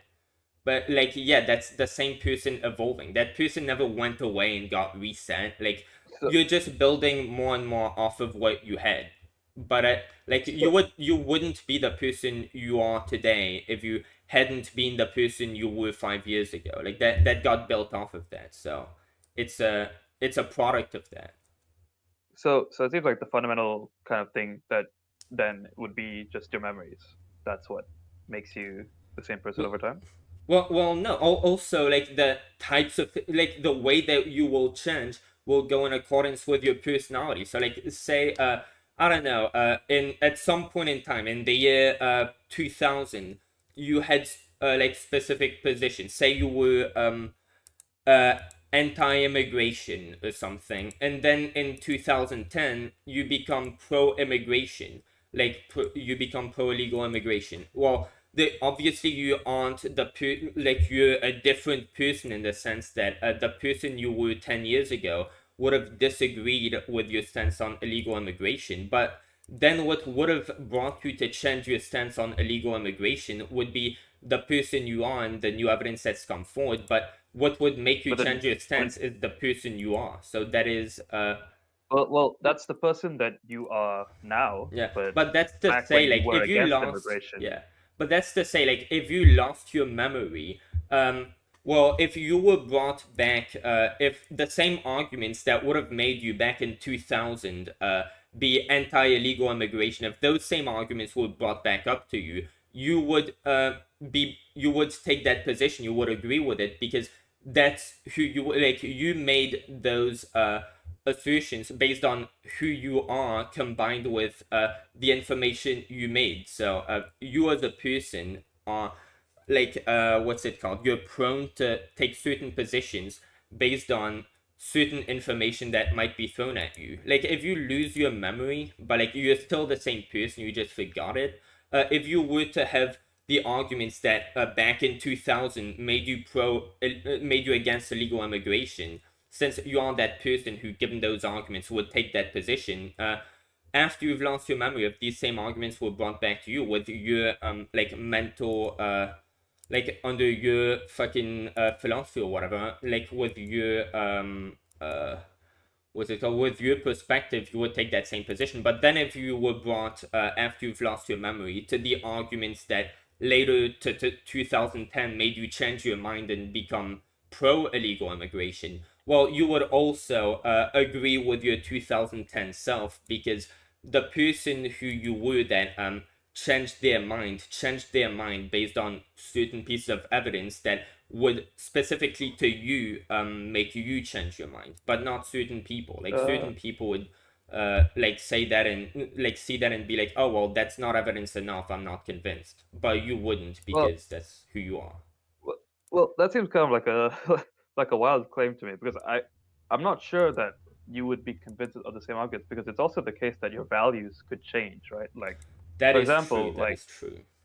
yeah, Um, so like if you at one point you might value immigration because like let's say but you care about the yeah, economy, but maybe after a but certain again, point, these let's say you care values, more about that's yeah, that's yeah. another example of you changing over time. Like what would make these values change in you? And well, that's again like the person who you were brought. But I definitely get what you're saying because like although I don't believe in God, I believe in objective morality. And yeah, I do think that if everybody just like since people tend to agree more when they discuss things, we tend to come on a general agreement. I think that's proof that objective morality is real, especially since it comes off of being derived from, well, pain. We universally understand that pain is wrong, and well, yeah, if we just extend that with empathy, well, we understand that others are like experiencing bad things, like that mixed with our like the perspective. Yeah, we do tend to come down to just agree on certain things. So I guess that doesn't necessarily make your personality, but I think you still, even if you lose your memory, your brain and who makes you who you are, the brain is so complex that, like, I'd argue you'd probably still maintain enough traits to where, like, I mean, society definitely seems to recognize you as still being that person intuitively. So, I mean, I haven't thought of that because I mean, that's a really weird thing, but I think you probably still have enough traits. I don't know anything about it, but since society clearly recognizes you as still being the same person, people will recognize a lot of things in you. Like if you lose your memory, your family members are gonna come to visit you. I'm sure, like within not too long, they'll be like, oh well, I see you speaking like this. This is the person I remember.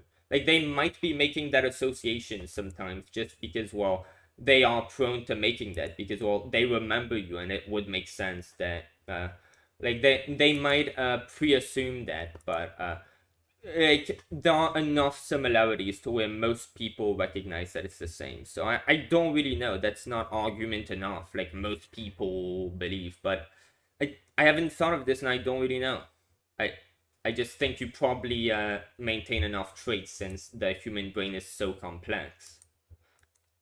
So when you say traits, do you mean like sort of biological traits or physical Oh traits no, or like just things that make you who you are. So personality, like who who you are as a person, your values, your like your moral compass, how like your attitude, your tendency. I don't know whether you're an aggressive uh, person. If you used to be an aggressive person and you've lost your memory, like being an aggressive person, that's a trait that definitely doesn't have a lot of like it doesn't define who you are. It's not a very strong identity criteria. But yeah, for example, if you used to have anger issues, you will probably still have anger issues after you lose your memory. If you tend to be a very like forthgoing person, if you tend to be really cheerful, really tend to take others at their word, for example, if you tend to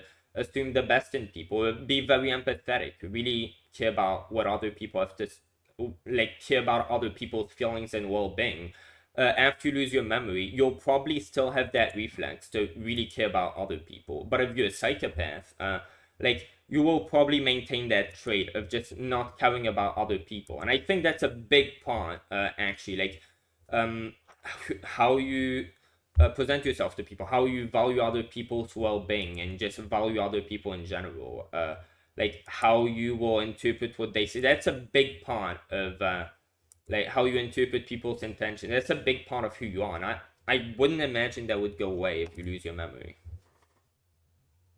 uh well, I think probably might just go kind of in a circle because I think like I'm not sure. I'm not sure. Like I think that these traits, I'm not like it. It kind of feels like you're like we're describing kind of like a concept like a soul, where it's like I'm not sure if these traits are like inherent or like Yeah. or where they come from. It seems kind of I mean, um I'm not even sure like what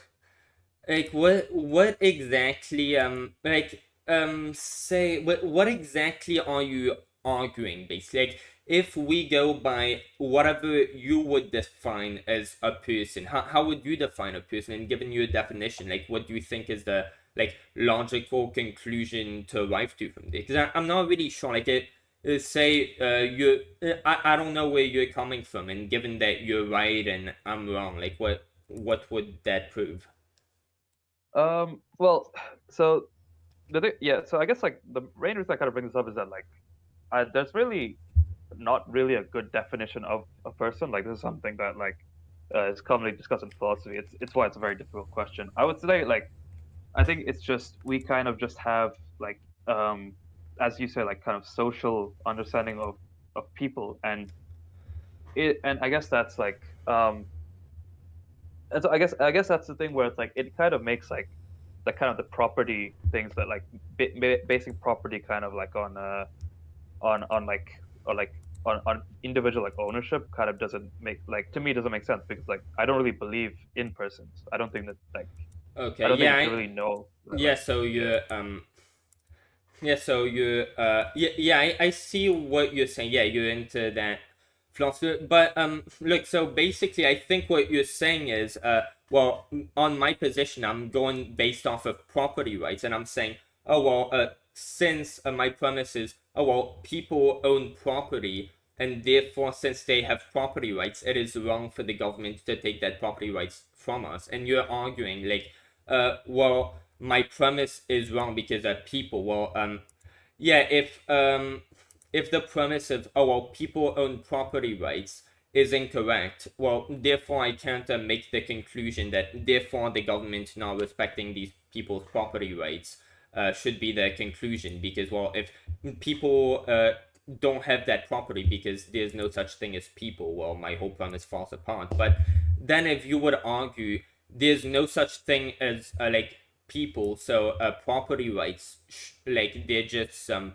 like a made up concept. So do you think, like, would you say that if you say own I don't know, like my mic right here that I'm using to speak, like somebody should be able to take that from me if they, like if it's moral to take that. Yeah, I think your moral thing isn't like, oh well, if property doesn't exist, therefore, like if someone wants to break into my house and take whatever they want, they should get to do it. You're arguing that if it would be moral, then they should get to do it. So like if somebody is, like they need my equipment or like my belongings that I have in my house more than I need them. Well, since it's not technically my belongings, morals the basis we should go off of, not property, because property isn't really real.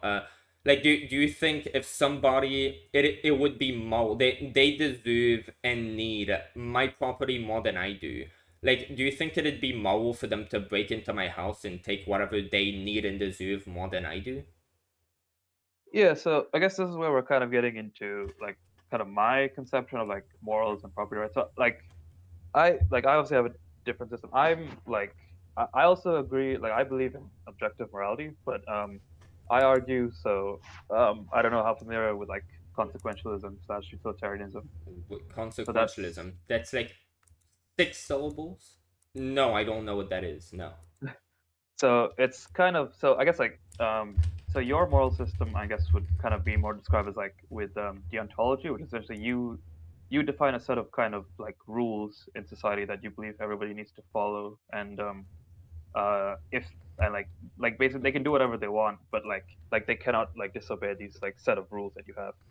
Yeah. I believe, whereas I believe that like what matters ultimately for everything is the consequences Yeah. of actions. I don't believe that like there's inherent wrongness or rightness to actions. I just believe that all that matters is like what the consequences of them are.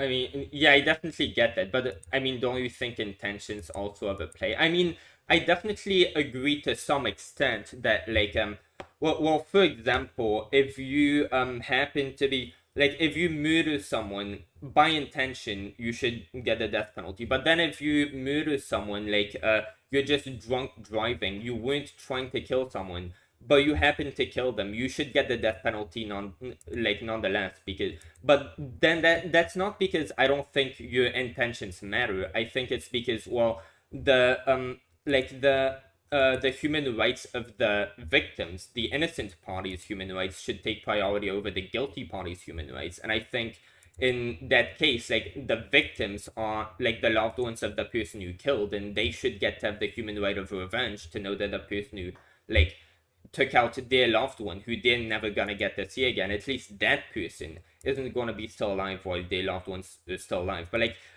in a situation where, for example, you were supposed to do something, you had no way of knowing that said action would kill somebody, and you did that. Say somebody just runs in, I don't know, runs in front of the road or something, and you happen to kill them. Like if you had just if you hadn't gone onto the road that day, you wouldn't have killed someone.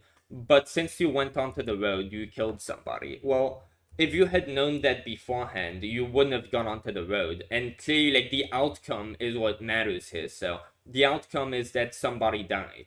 But then, like, you didn't intend to do it. So, like, is that the same? Like murdering someone, like on like from your own what's it called, from your own volition, is that the same as you just having some actions that you didn't know were going to result in that, but that so happened to result in that? I don't know. So there's definitely a difference. So the way that I would frame it under my moral system is like through kind of expected consequences or expected utility. Yeah. So we would expect someone with the intent of committing harm to be like a far more like someone far more likely to expected to commit like to commit Yeah. more, contribute more harm to the world. Yes, versus someone who somebody with did the it intention accidentally. of committing the crime. Yeah, somebody with the intention of like making the consequences that their actions will have. Like someone who's doing wrong on purpose. Of course, they're more likely to know that like the consequences of their action will be what they are, since they are willingly doing it. But I guess, Yeah, yeah. so that's kind of how I would say it. Like, so they have a higher chance of like contributing more negative consequences because So it's not really yeah so it's not really a consequentialism. It's really intentions. Like so it's not about uh the consequences. It's about what you would expect the consequences to be. So it is about your intentions, not the consequences.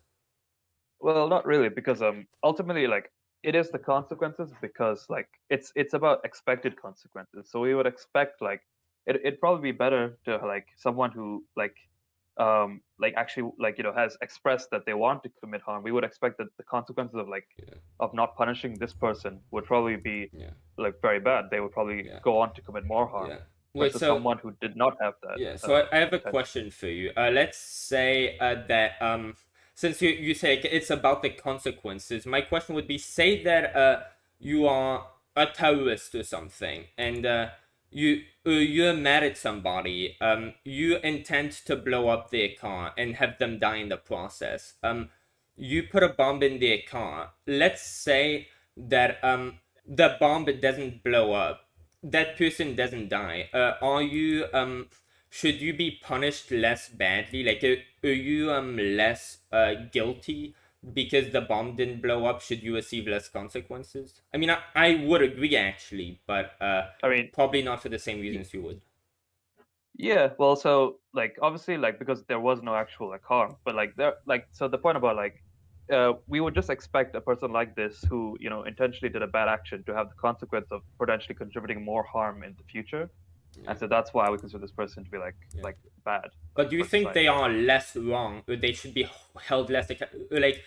Do you think that uh I don't know? Do you think it's like what's it called? Do you think, dude? I'm not even sure how to like. Do you think it's pretty much like if they were to put a bomb in that person's car? Well, since the bomb didn't blow up, they might as well not have put a bomb in that person's car. Well, as long as the person doesn't find out that the bomb was planted, as long as the bomb doesn't blow up, do you think that that a person who put a bomb in somebody's car with the intent of having it blow up, if the bomb doesn't detonate, like, do you think like that is pretty much the same thing? They might as well not have planted the bomb. They would have been just as much in the wrong if they had not planted the bomb. Like, it's the same thing. Sorry, could you repeat the example? I kind of zoned out a bit. Yeah, so yeah, I get you. I'm sorry, I speak. I'm sort of That's fine. slow, That's but fine. yeah, if somebody was to plant a bomb in someone's car with the intent to kill them, say that bomb doesn't blow up, do you think like that person's actions to plant that bomb would be equivalent? They might as well just have thought better of it and have thought, no, I'm not planting the bomb. Like, they might as well have done that. It's the same thing since the bomb didn't blow up. Like, you might as well like, you choosing to plant a bomb with the intent of it blowing up and killing somebody, like, you're just as guilty. You like it's basically the same thing. Well, I mean, so there is a difference there. So like, if what you're saying is that like if they knew that the bomb was not gonna blow up, then like I would say that's not much difference because they're basically Yeah, doing nothing. They're putting a yeah, bomb knowing that's not gonna blow up. So yeah. there's no difference between No, not I'm doing saying it if to they me know morally. that. Yeah, I'm saying Yeah. So if they think the bomb's going to blow up, but it doesn't end up blowing up. Like, do you think they might as well not? Like, it, there would be no difference between them not having planted the bomb and having planted the bomb, given that the outcome's the same. It doesn't blow up. yeah. So in that case, I think that there's like so there's an argument to be made like if I know that this person like did it intentionally, like I would say that like like from a consequentialist perspective, this person like so like the action itself wouldn't be the thing that contributes negative harm. The harm would be that this is a person who clearly like has the potential, has like a higher likelihood of contributing negative consequences like than like the average person who doesn't have the intent of who doesn't like want like have the intent of committing harm. So like Yeah. in that sense, that it would be bad. They would be like a bad Yeah, person okay, then according to you. I get what you're saying. So let's say I mean hypothetically, given infinite time, like this is you're going off of probability. Like this person, given that they obviously they had the intent, they went through with a deal to try to blow someone's car up. Yes, statistically it is, and intuitively they are more probable to commit more acts like that that are very likely to end up actually resulting in the intended consequences. So by like just since they did that with their intention, they are more likely in the future to commit more of that, which will result in actual harm. Well, like this is probability. So if you have given you have infinite time and the human species keeps going, like let's ignore heat death with infinite time, global warming is not gonna happen. Like you will find eventually somebody, the identical same person, except that person ends up not committing any crime because with probability, like there is a probability that this person will not commit any crime. So if you took that like infinite series and you found like this person who would hypothetically do that but then never commit any more crimes after, do you think Yeah. such a So person they might as well not have planted a bomb if they are like this very unlikely person who would happen to plant that bomb and never do anything wrong after again? well, sure. Like so, if we could somehow prove that like actually, despite their intentions, they actually like will never contribute like more than average harm, then like yeah, I would just say that like yeah, they're not being immoral. I guess like so like I guess the issue is that like obviously it comes to like kind of uncertainty. So like for example, I could pose it like a hypothetical to you. So for example, like if someone is aiming a gun at you, like do you think and like say you have a gun, do you think you have like the moral right to shoot them? Yeah, I think you do for So self-defense. what if it, but like, what if it ended up being like, what if like, okay, Yeah, what I if know like what you're saying. Like, what if in they another never had the example, intention to shoot you, but you don't know oh no, about no, it? like my question would be like, what if in another example you knew that it was actually like a toy gun and it shot Yeah. nothing, it was just like a prank. Yeah, if you knew that it was a prank but you shot nothing, I mean, Would that you be would immoral? be, yeah, you would definitely be in the wrong there. You would be a bad person. But then, if that person who aimed a toy gun at you, they thought, and like they didn't know that you knew that it was a toy gun. It's like I don't even think you're really wronging them because they put themselves in that bag. Like you're doing something wrong, but they were doing something wrong too. So I'm not like I think you're both doing something wrong, but it's very different than if that person just didn't have a gun. Like if they had a toy gun and they believed that you sincerely believed that it wasn't a toy gun. It's like they are putting themselves in a predicament where they know that the other person, were they to believe what they think they believe, they would be right in shooting them. If you're putting yourself in a situation where the other person would be morally justified in shooting you, at least given the information that you have, it'd be reasonable for you to assume that that person would be right in shooting you. But you're still going to put yourself in that situation where they would be right in shooting you. It's like I think your life's value has a lot like your life has a lot less value when you're allowing yourself to be put in a situation where like you are letting someone be justified in shooting you as far as you're aware. Sure. So yeah, this is kind of the point that I'm getting to, where it's like it's kind of uncertainty, right? So we can't really know. Like, but if you did know, then it would also be immoral, because if you knew that someone's just playing a prank on you, then killing them would then become like a, you would agree that that'd be a bad person in that Yeah, instance, that right? Like, that would be wrong. Yeah. yeah. So I guess like um yeah. Uh, Okay, okay. So I guess like um you said that you believe in like objective morality. I think that I think I can try to like kind of I think actually like you said that I believe in intent, but I actually think that like it seems to me that like everything that you kind of believe is wrong can ultimately be boiled down to consequences in a way. Everything that I believe is wrong can be. Well, yeah, of course. Like if, yeah, your intentions have to be based on consequences because like Yeah, your so intentions, you like have that you intend a certain consequence. Like what can you intend? Like, yeah, intentions. Like the word intention demands like a certain consequence to be ascribed to your like quote unquote intentions. So yeah, yeah, so I guess that's kind of like the argument that I used to and kind of why I believe in objective morality through like consequentialism. I don't believe that there's anything that matters apart from consequences, and hence like that's yeah, that's that's the way that I proved like that it's subjective. Like yeah. So you believe that like the consequences, like they are the basis for morality. Like that's how you would define. Like yeah, if this consequence would be wrong, if this consequence would like hurt more people's well-beings than it would like improve. Like if it would have like net negative like immoral impact, like that like doing something that consequence would be immoral, and then like you have to with your own subjective experiences if you're aiming to do the right thing, if you're aiming to do what would bring about the right consequences, then you're doing the right thing, right?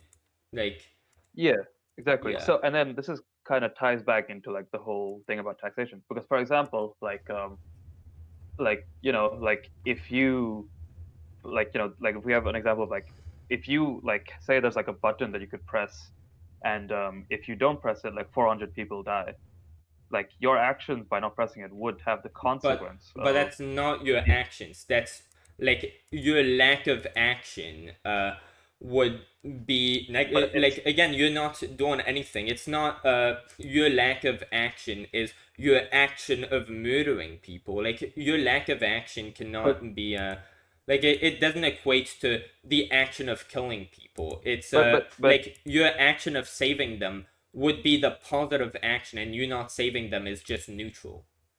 but I would say that like inaction is kind of an action because you're taking a choice to have to make to do like to not do Yeah. something that has the consequence of leading to people dying. No, your non-action isn't no, like your non-action isn't like basically like you having the action of killing these people. Like when you're not responsible for putting yourself in a situation where you either have to press a button or these people will die. Like if you put yourself in that predicament and because of actions you took, it led you to you being in a situation where you have that button in front of you and you have that choice to make.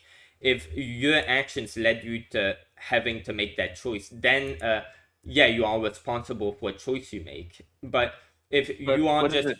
if that button is just put in front of you, you're not responsible for like having this thing be like if you don't save these people, you're just not helping them. You didn't put them in the predicament where they were going to die, because if you weren't there to press that button again, like they just wouldn't be saved. You just happened to have the opportunity to do a positive, but you not doing the positive isn't like you doing the negative. You didn't kill these Well, people. If you pressing the well, button will lead to you killing them, but you choose to press the button instead of not pressing the button, then you're a murderer. But if you just don't do anything, it's like you didn't do that. You just didn't save them.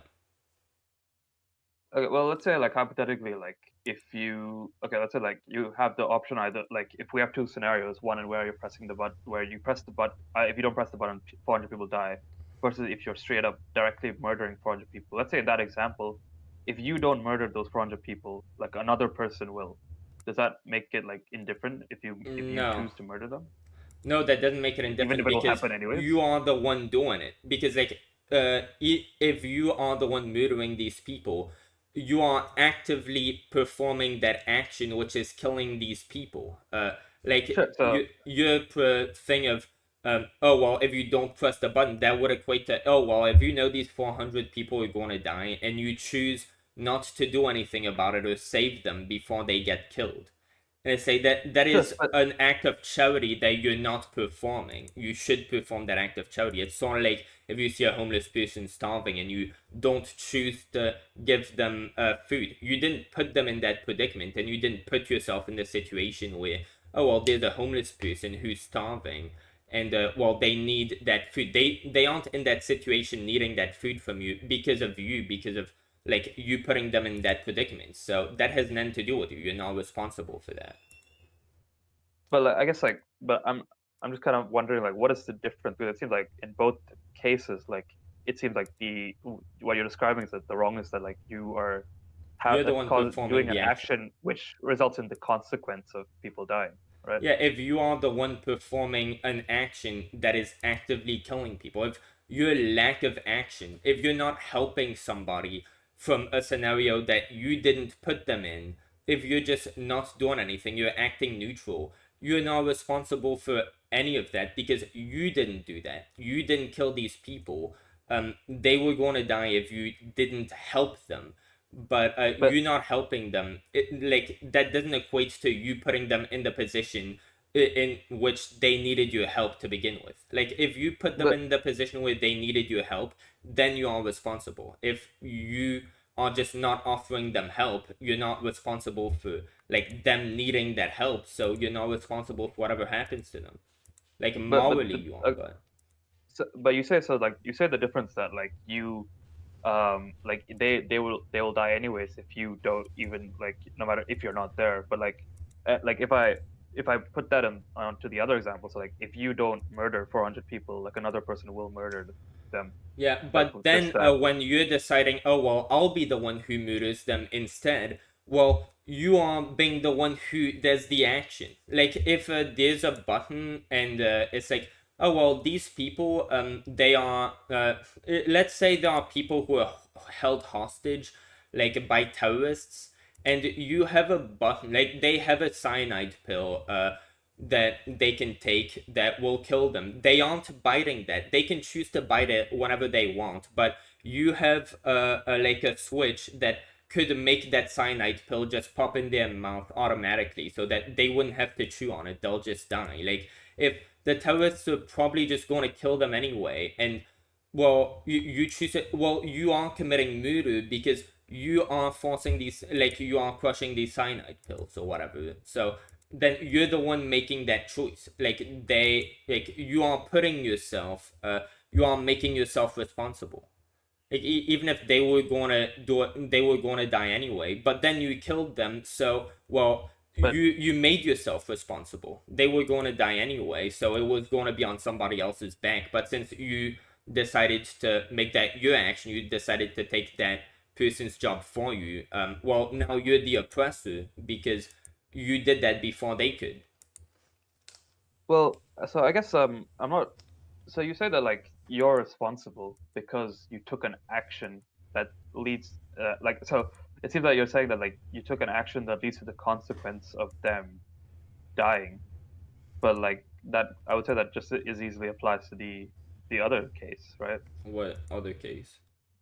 Like in the case where like you like so like if we go back to like the murder example where like if you murder 400 people, even if like say like if you choose not to, like someone else will, versus like if you choose not to press a button and 400 Well, people will die. It well, seems in well both the cases like the difference is like if you choose to murder these people, that is like that's not the thing. It's very different from if you just choose not to save them. If you choose not to save but like them, you're just what's the letting. difference?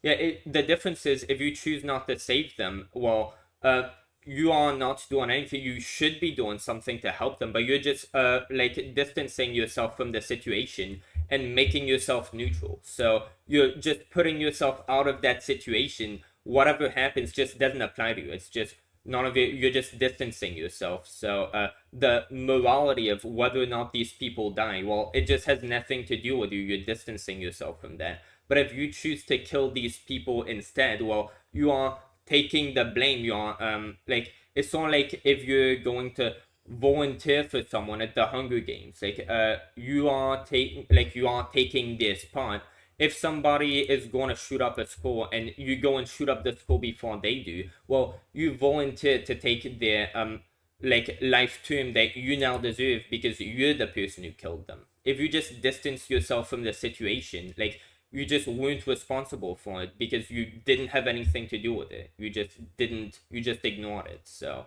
you didn't do So anything versus you did you something. but you say responsibility, like so you were responsible for it, but like it could also If be you because were like in Yeah, like if you are if you caused that situation to happen, uh like if your action versus your lack of action has led to like the predicament where these people will die if you don't save them, like that's different. If these people are like on that like in that room about to die or not, depending on whether you press that button as a result of your actions, like then you are the one who put them in that predicament. So you're the one murdering them if you don't save them. But otherwise, you're just distancing yourself from the situation. Oh well, people are gonna do what, like things are gonna happen. I just don't have anything to do with it. I'm just gonna distance myself from it. Like that's just but you like not doing anything. Like well once you but, involve yourself by saying, "Oh well, I'm gonna beat the murderers to it. I'm gonna murder them first," then you're implicating yourself into the situation, and you are being responsible. If you just distance yourself from the situation, oh well, this is none of my business. I'm just not gonna deal with it. I don't want to involve myself in that. You, this is a neutral. Like you're not doing anything. but like when you say like so you're causing it to happen, you're responsible, like what are you causing? Say if you know your situation is, oh well, these 300 people are in a room and depending on whether or not you press that button they'll die. If Yeah, somebody just happened, like if you are just born like in that place and you get that information, you aren't responsible for the fact that like you're now having to make that choice. You didn't like that's not a result of you making poor choices that led to these people being pretty much your hostages. If you I don't know, if you did something wrong and as a result of that people like these 200 people are these 300 people are like waiting for you to either press a button or not press that button. Like if were you to not have done whatever you might have done, like you wouldn't have needed to press that button to save them because they just wouldn't have died, then you are responsible basically. um okay, uh so but so like so you said so if I'm like interpreting what you're saying correctly, you're like so the difference you're saying is that like in the case of murdering people versus not, you're saying that you're causing in the murder example you're causing it, whereas you say that like in the other one you're not, right? Yeah, in the other one, you are, yeah, in the murder example, you are involving yourself. So the consequences, whatever happens, is it is a consequence of your actions. Like you are murdering these people. These people were murdered because you murdered them. If these people were going to die if you didn't press that button, and well, you just didn't, you happen not to press that button. Like these people didn't die because of something you did. They died because that button wasn't pressed. Like whether or Well, not but like you did do something. You took the choice of not saving them. You made the that choice to not save them, right? oh wait, so let me just dude, my brain is fucking so in the murder example, it's like dude, oh my god, wait, let me try to dude, I lost my fucking train of thought and shit, but yeah, That's dude, fine. in the murder example, you are the one like uh yeah, like these people are dying because you killed them. The thing that killed them was your action. In the situation where, oh well, they will die unless that button is pressed. Well, who created this situation where, oh well, these people are gonna die unless that button is pressed? Like you're not responsible for that scenario being the case, or for yourself being in the position where you can save them, you didn't make that scenario. You're not responsible for these people being in that predicament. Just like if a homeless person is homeless and you have the possibility to save them by giving them food, well, you're not responsible for them having been homeless and them needing your help. You just so happen to be able to do this charitable thing that would help them. If you just distance yourself from the situation, you're like, well, I'm not gonna get involved in this. Well, they were gonna die anyway. If that button hadn't been pressed, they were gonna die. That's not because of you.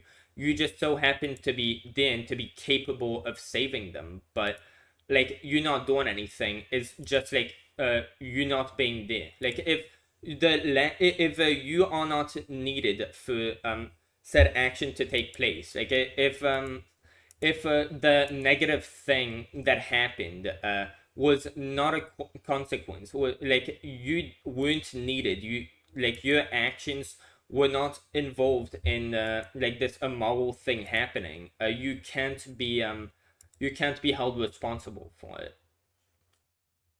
So okay, but like so again, like so you say like your actions, but like you are making an action in both cases. In one case, you're saying that like you won't uh you won't like take an action which has the consequence of like letting those 400 people live, No, and the difference is that right. one is neutral. Like one is neutral, you're just not helping people. You're not doing a moral good, but like you're not the one killing these people. Like these people are going to like you're not involved in these people dying. Like the fact that there is a button and that unless this button gets pressed, these people are going to die.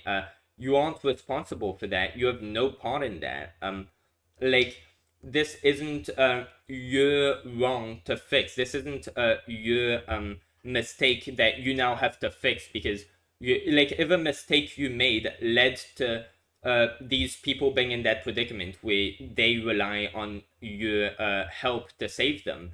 If you put them in that predicament, well, you are responsible for them dying because were you to just not have been there and not have done what you have done, these people would have been fine. But in the case where, oh well, you either press that button or these people die, well, were you to not have been there, these people would have died because there would have been no one to press the button. but So, but the thing is that like you don't seem to believe that, because like when I say, like, for example, in the murder scenario, if you weren't, let's say if you weren't there, someone else would have murdered them, you still think it's wrong to murder them, right? well, yeah. Um, Oh yeah, so it's like even if they would have died anyways, like that doesn't seem to be the that yeah, doesn't seem to so, matter, does it? yeah, so, basically, like, dude, I just had a thumbnail. So, uh, dude, what were you just saying? Wait, could you repeat the last sentence you said?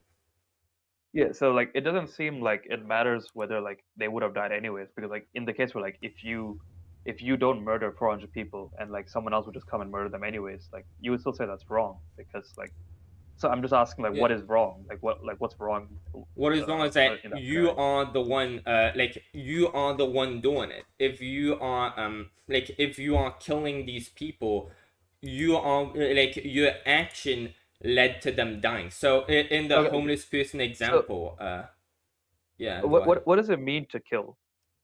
To kill is like if you are killing someone, it means were you to just not have gone out of your way to take action against somebody, they would have been fine. But do like specifically as a So consequence of your actions, that person died because of your. exactly, exactly. So it's to take an action that has the consequence of someone dying, right? No, but the difference is like we're comparing an action with a lack of action. Like the action of saving somebody is very But different. Like the action, the lack of action of not saving somebody is very different than the action of putting them in the predicament where they have to be saved. One is you are responsible. Like you not saving somebody is not tantamount to you killing them. You not saving somebody is well, they would have died anyway, but you're just not doing a positive. Where like the situation where you don't save somebody, um, it's a it's a like it's a matter of whether that person that like you being there, your action versus non-action is a matter of either that person like if you were to not have been there, that person would have died anyway. So you can't say that uh, you are responsible for them dying. If were you to but not have been there, you like that person would have died. So like if a rock isn't going to help you, well, if the rock could help you, well, it helping you, but like are the rocks like doing something immoral by not helping you at this point? I think it's just a neutral action. You didn't do anything. You're not responsible for it. so I feel like we're kind of going in circles because like you say like you keep going back to this point of like if you weren't there like it would have happened anyways, but like I said, like if you like I could say that like if you didn't murder 400 people, like they would have been murdered by someone Yeah. else, but Like so you're really going with that concept. I see your consequentialism. You're going based yeah. off of well the consequence of you doing this positive thing versus the consequence of you not doing anything. By like making the choice you're making, you are like your choice of inaction is responsible is directly like directly results in the consequence of well these people being dead versus not being dead. I get that that's the consequential thing, but my point is yeah these consequences whether or not you have the opportunity to change the consequences, who is responsible for these consequences happening? Like if you Well, the are consequence of people dying in both cases would be yeah. you because Yeah, but the thing is, I don't think you are responsible for anybody else's well-being. Like, if you chose to have a child, that child you can't abandon them because you chose to have them. But if there is a kid who is just homeless, it's not up to you. It's not your responsibility to take care of that kid because you didn't like you're not responsible for them being homeless. Of course, the consequence of like you not helping them will be that well this person, but then you didn't put them on earth, so you're not like my point is you don't owe society anything just for being born in it. You just owe people not to harm them. But if you're not saving them, that is a neutral action. That isn't harm. That is well, you not doing anything. but I would say that like I would then just relate that to consequentialism again, where it's like to harm would just mean to take an action that has the consequence of someone being harmed, Yeah, right? but that person isn't responsible for that consequence. Like, there is a very big difference between your act of charitability leading to a better consequence than the consequence there would have been had you just not been there.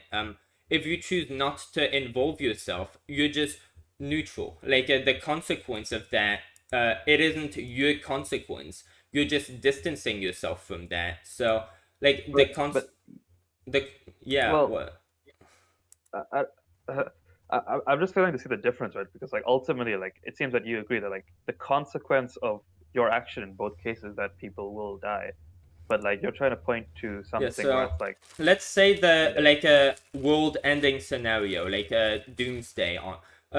If you are my original point is you don't owe society anything just for being born in it because you're not in a sure. contract with them or anything. Well, if you have the possibility, you're just some random person, and you have the possibility to prevent a doomsday situation, um, well you like you're not the one like you're not saving the world when you have the capability of saving the world.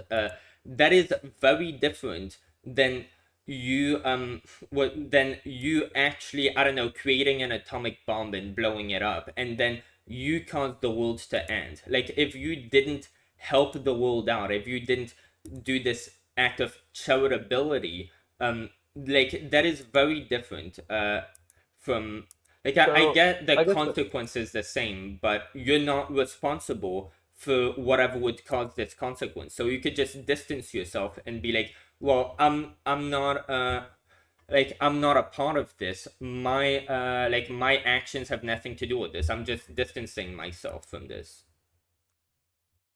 Well, Like you can't distance yourself from something if you're not responsible. It's not like your coworkers, if they got themselves in a bad situation and like they should be defended, but like then they would, like, you're not defending them when, like, say you're gonna get fired if you don't defend them. If they are in a position, say, like, I don't know, your coworkers smoked weed or something, and like yeah, you like you I don't know. Let's say your coworkers, they broke a rule, and like they shouldn't be fired for breaking that rule. Like that rule should just be abolished. It's wrong for that rule to be there, but like they got fired for breaking that rule. You could stand up when you see that person being fired. You could be like, "Hey, that's wrong," and there was a chance that you could save them. Like you don't have that responsibility towards your coworker to save them. Whereas if you say peer pressured your coworker into doing whatever would lead them into being fired, now you do have that responsibility, even though, like, yeah, the consequence, whether or not you defend them, if you defend them, they might not be fired. If you don't defend them, they won't, like, they will be fired, and like they shouldn't be fired because again, that rule is nonsensical. Well, if you are the one who pressured them into breaking that rule, then you are personally responsible for helping them out of it. But if you didn't if you didn't pressure them into breaking the rule, they just broke the rule on their own accord, and well, that's a stupid rule, they shouldn't be fined for it. But they chose to break the rule. You're not responsible for helping them, even though it'd be the right thing to do. You didn't pressure them into doing it. so I guess the problem is like I think we're just gonna keep going on circles in this one, but like I guess like like you're arguing that there is a difference, but like it seems that like whenever we try to get into like what is the difference, eventually it seems that you come back to consequences, which is that like so like you say you bring up the word cause, which is like you cause in one Yeah. example you cause it to happen, but it seems like what you're causing essentially could be boiled down to just like having the consequence of the immoral action, which Yeah. is again we're going to go to the Yeah. circular No, thing I again. I mean, the thing is, your lack of action versus your action. If your action, in a situation where the outcome, the negative outcome, would have happened regardless of, in a situation where your presence versus lack of presence would lead to the same negative outcome. Uh, if your presence and your actions are not required for the negative outcome to happen, like you didn't commit the action. Like if your presence and your actions are not necessary for whatever bad thing that was to happen, you like that's not you doing it. That's sort of But like again, if like if let's say like if you didn't murder someone but they were going to get murdered anyways, like you didn't really change any like your presence wasn't required for the action for the thing to happen, but like would you not still say that it's like immoral? wait, are you going back to the, like, if you kill people before they get killed type thing? No, not before they get killed. So like, I'm just saying that like if we have two worlds and in world A you kill this person, whereas in world B, uh, another person kills this person, and we know that like in the case where world A did not exist, world B would happen. So like it's always the case that this Yeah, person would I die. know, but It's just then like if you weren't there, like yeah, it would be by the hands yeah. of another person. Well, the difference is, like, in that hypothetical way, like, oh well, you either press the button or you don't. If you decide, oh well, I'm not going to save these people, you are distancing yourself from the situation, and you're just not Well, involved in what happens. If yeah, you are choosing, but you're still taking an action which has the consequence of no, them you're just dying, taking right? a non-action. If you take the initiative, oh well, I'm going to implicate myself into this situation and make myself responsible because now these people dying, like, sure, in that hypothetical world, they would have died anyway. Like if I hadn't killed them, they would have died anyway. But since you killed them, well, they didn't die to the hands of that other person. Now they died because of you. So because of your action, like their death is no longer their death is no longer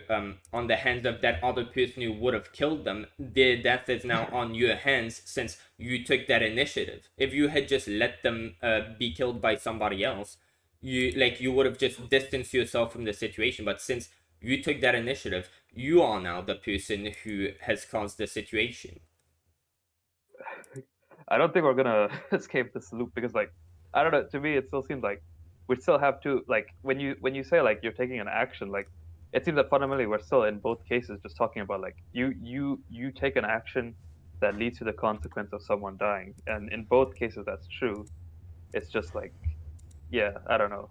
No, it's just neutral, bad, and good. Like your actions can be all any of those three. If a certain action is if your action would have the result of saving people, this action would be a good action. If you not taking any action, that is neutral, and you doing something that directly leads or indirectly leads to people dying, that is a negative action on your end. If somebody if these people somebody's going to murder them and you choose to not save them, that is a negative action committed on somebody else's end, and that is your lack of charitability to this consequence isn't caused by you. This consequence of them dying is caused by whoever put them in that situation where they'll die unless you save them. So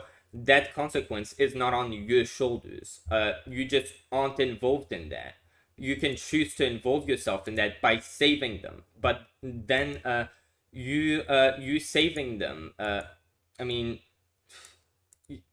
like we're probably never gonna agree with this, but yeah, Yeah, because like, I mean, like fundamentally, like, because like I said, like, this, it's just like, like I could boil it down again to like you're taking an action which has a consequence, but like you've already heard the argument, like, yeah, we're probably not gonna make any progress in that.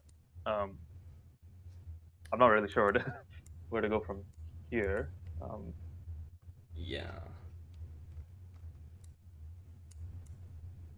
I guess, is there anything else on the topic that yeah. you might Uh, you have in mind? I don't really know. Do you any other the topic you want to debate? Like I don't know, abortion, like pro-choice until birth, well, Well, I'm pro-choice. I don't think we disagree there. yeah, I don't know any I'm not really sure. And dude, I woke up and I smoked some weed and took my prescription pills. I'm like my brain is sort of fuzz right now, not gonna lie, but um, dude, I don't really know. Yeah, Uh, yeah. I mean, I guess we're just. yeah, I guess that kind of settles it. We yeah, um yeah. don't know where to go from there. Yeah, I guess you I don't know, like your impact on the world.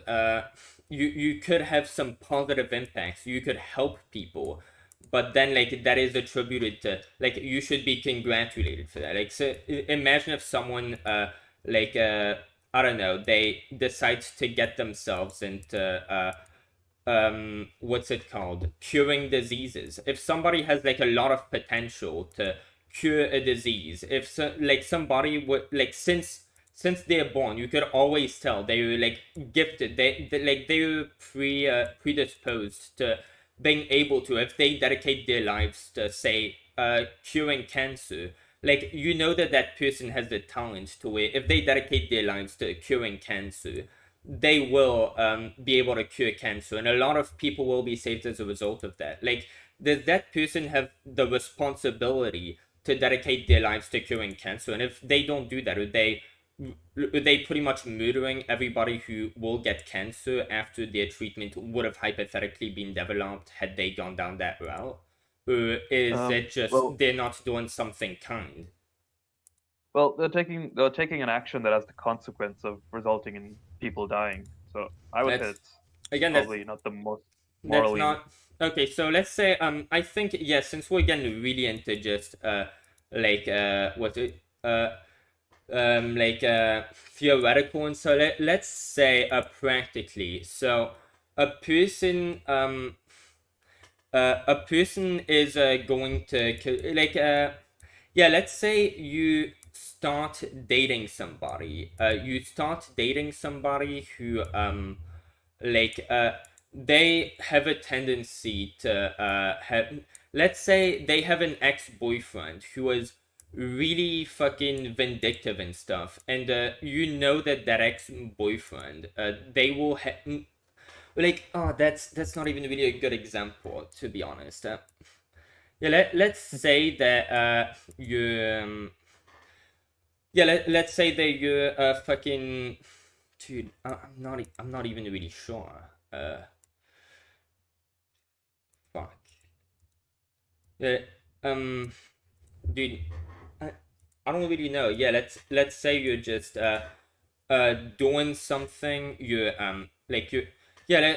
Fuck. My mind is just going all over the place. Yeah, let's say you're trying to like you're getting a girlfriend or something, and you know they have a like really vindictive ex-boyfriend who might hurt people if like you hook up with her. They might get really mad and throw a fit.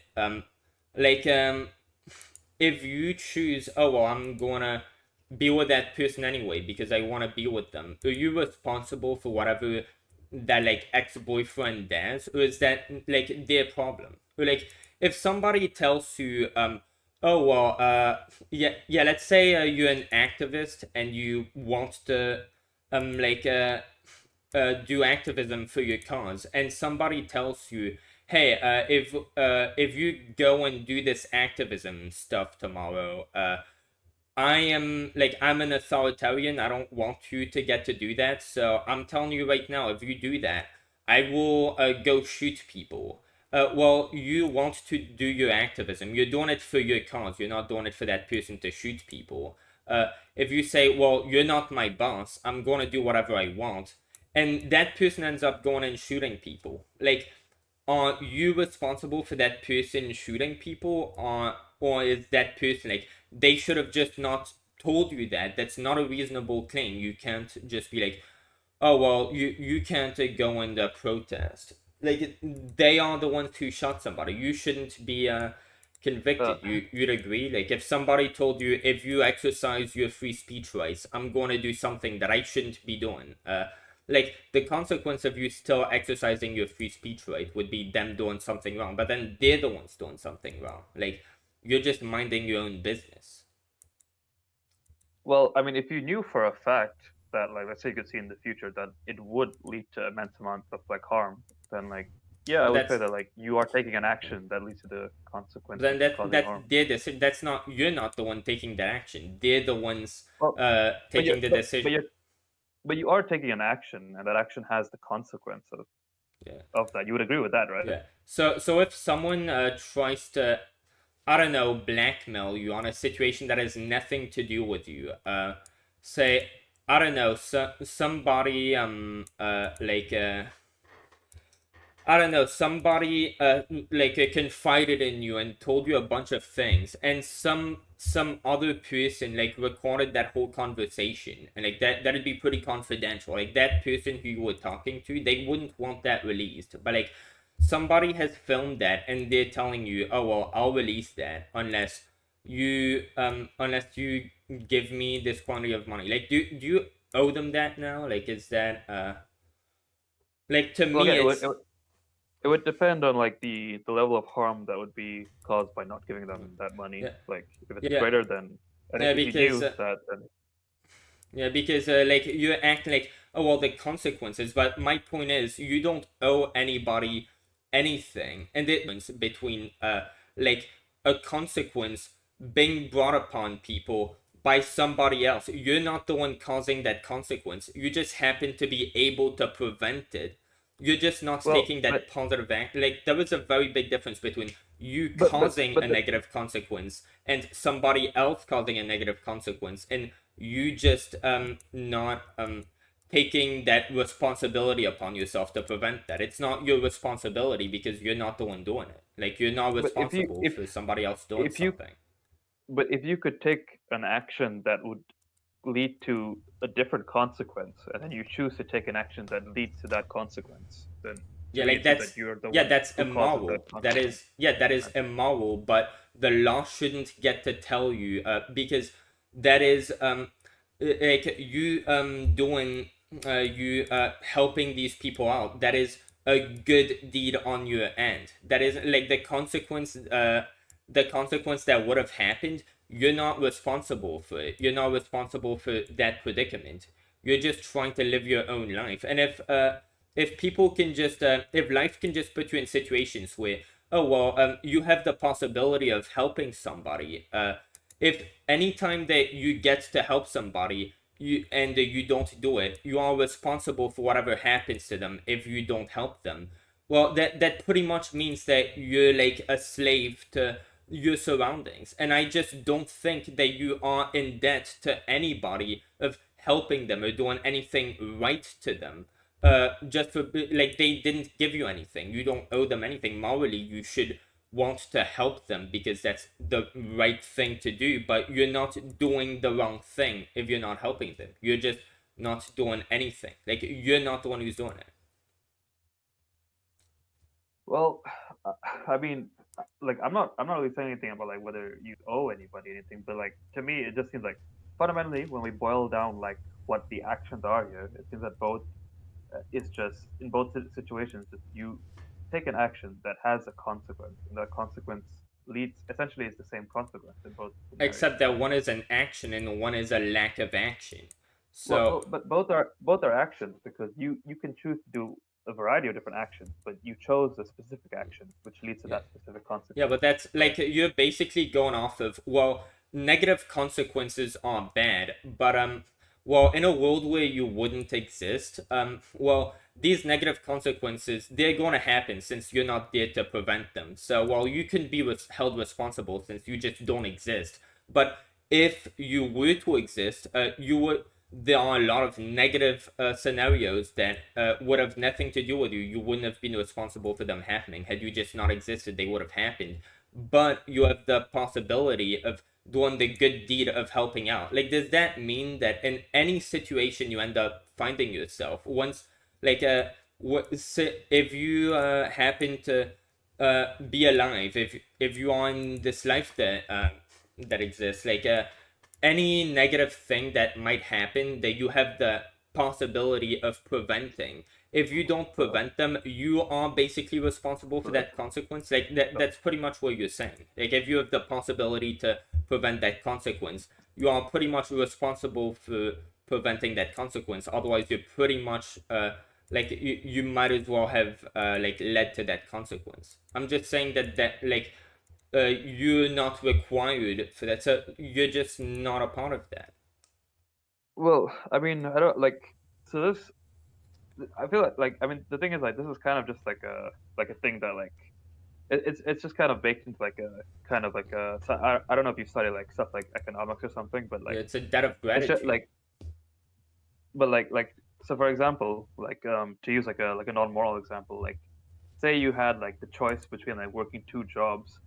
In one job you earn um 30 like I don't know like $30 an hour or something. In another job you earn like $70 an hour. Like under like yeah, kind of behavioral economics, they would say that like whatever like if you choose to take like the action of earning less, then you're losing money by taking an action that has a consequence of like giving you less money. Like you're causing that to happen.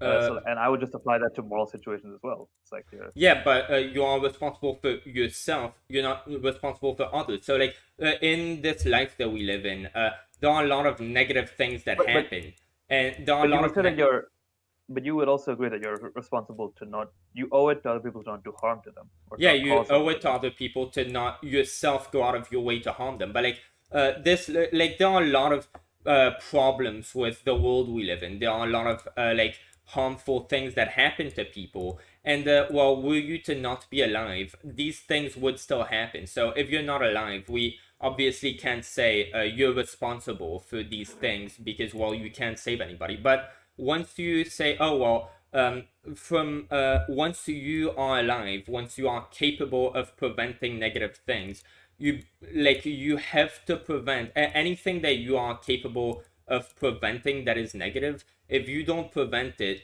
you are like I guess second-handedly responsible for it. Like that is basically a debt of gratitude that you're saying that everybody has towards other people. I'm just saying, like, if you are not responsible for you don't owe society anything for being born in it. And if you don't help these people from that consequence that would have happened regardless of whether or not you're there, like, you're not the one, like, that consequence has nothing to do with you. Like, that is a negative consequence. But since your involvement wasn't necessary, your involvement, you didn't have to take any action for that consequence to happen.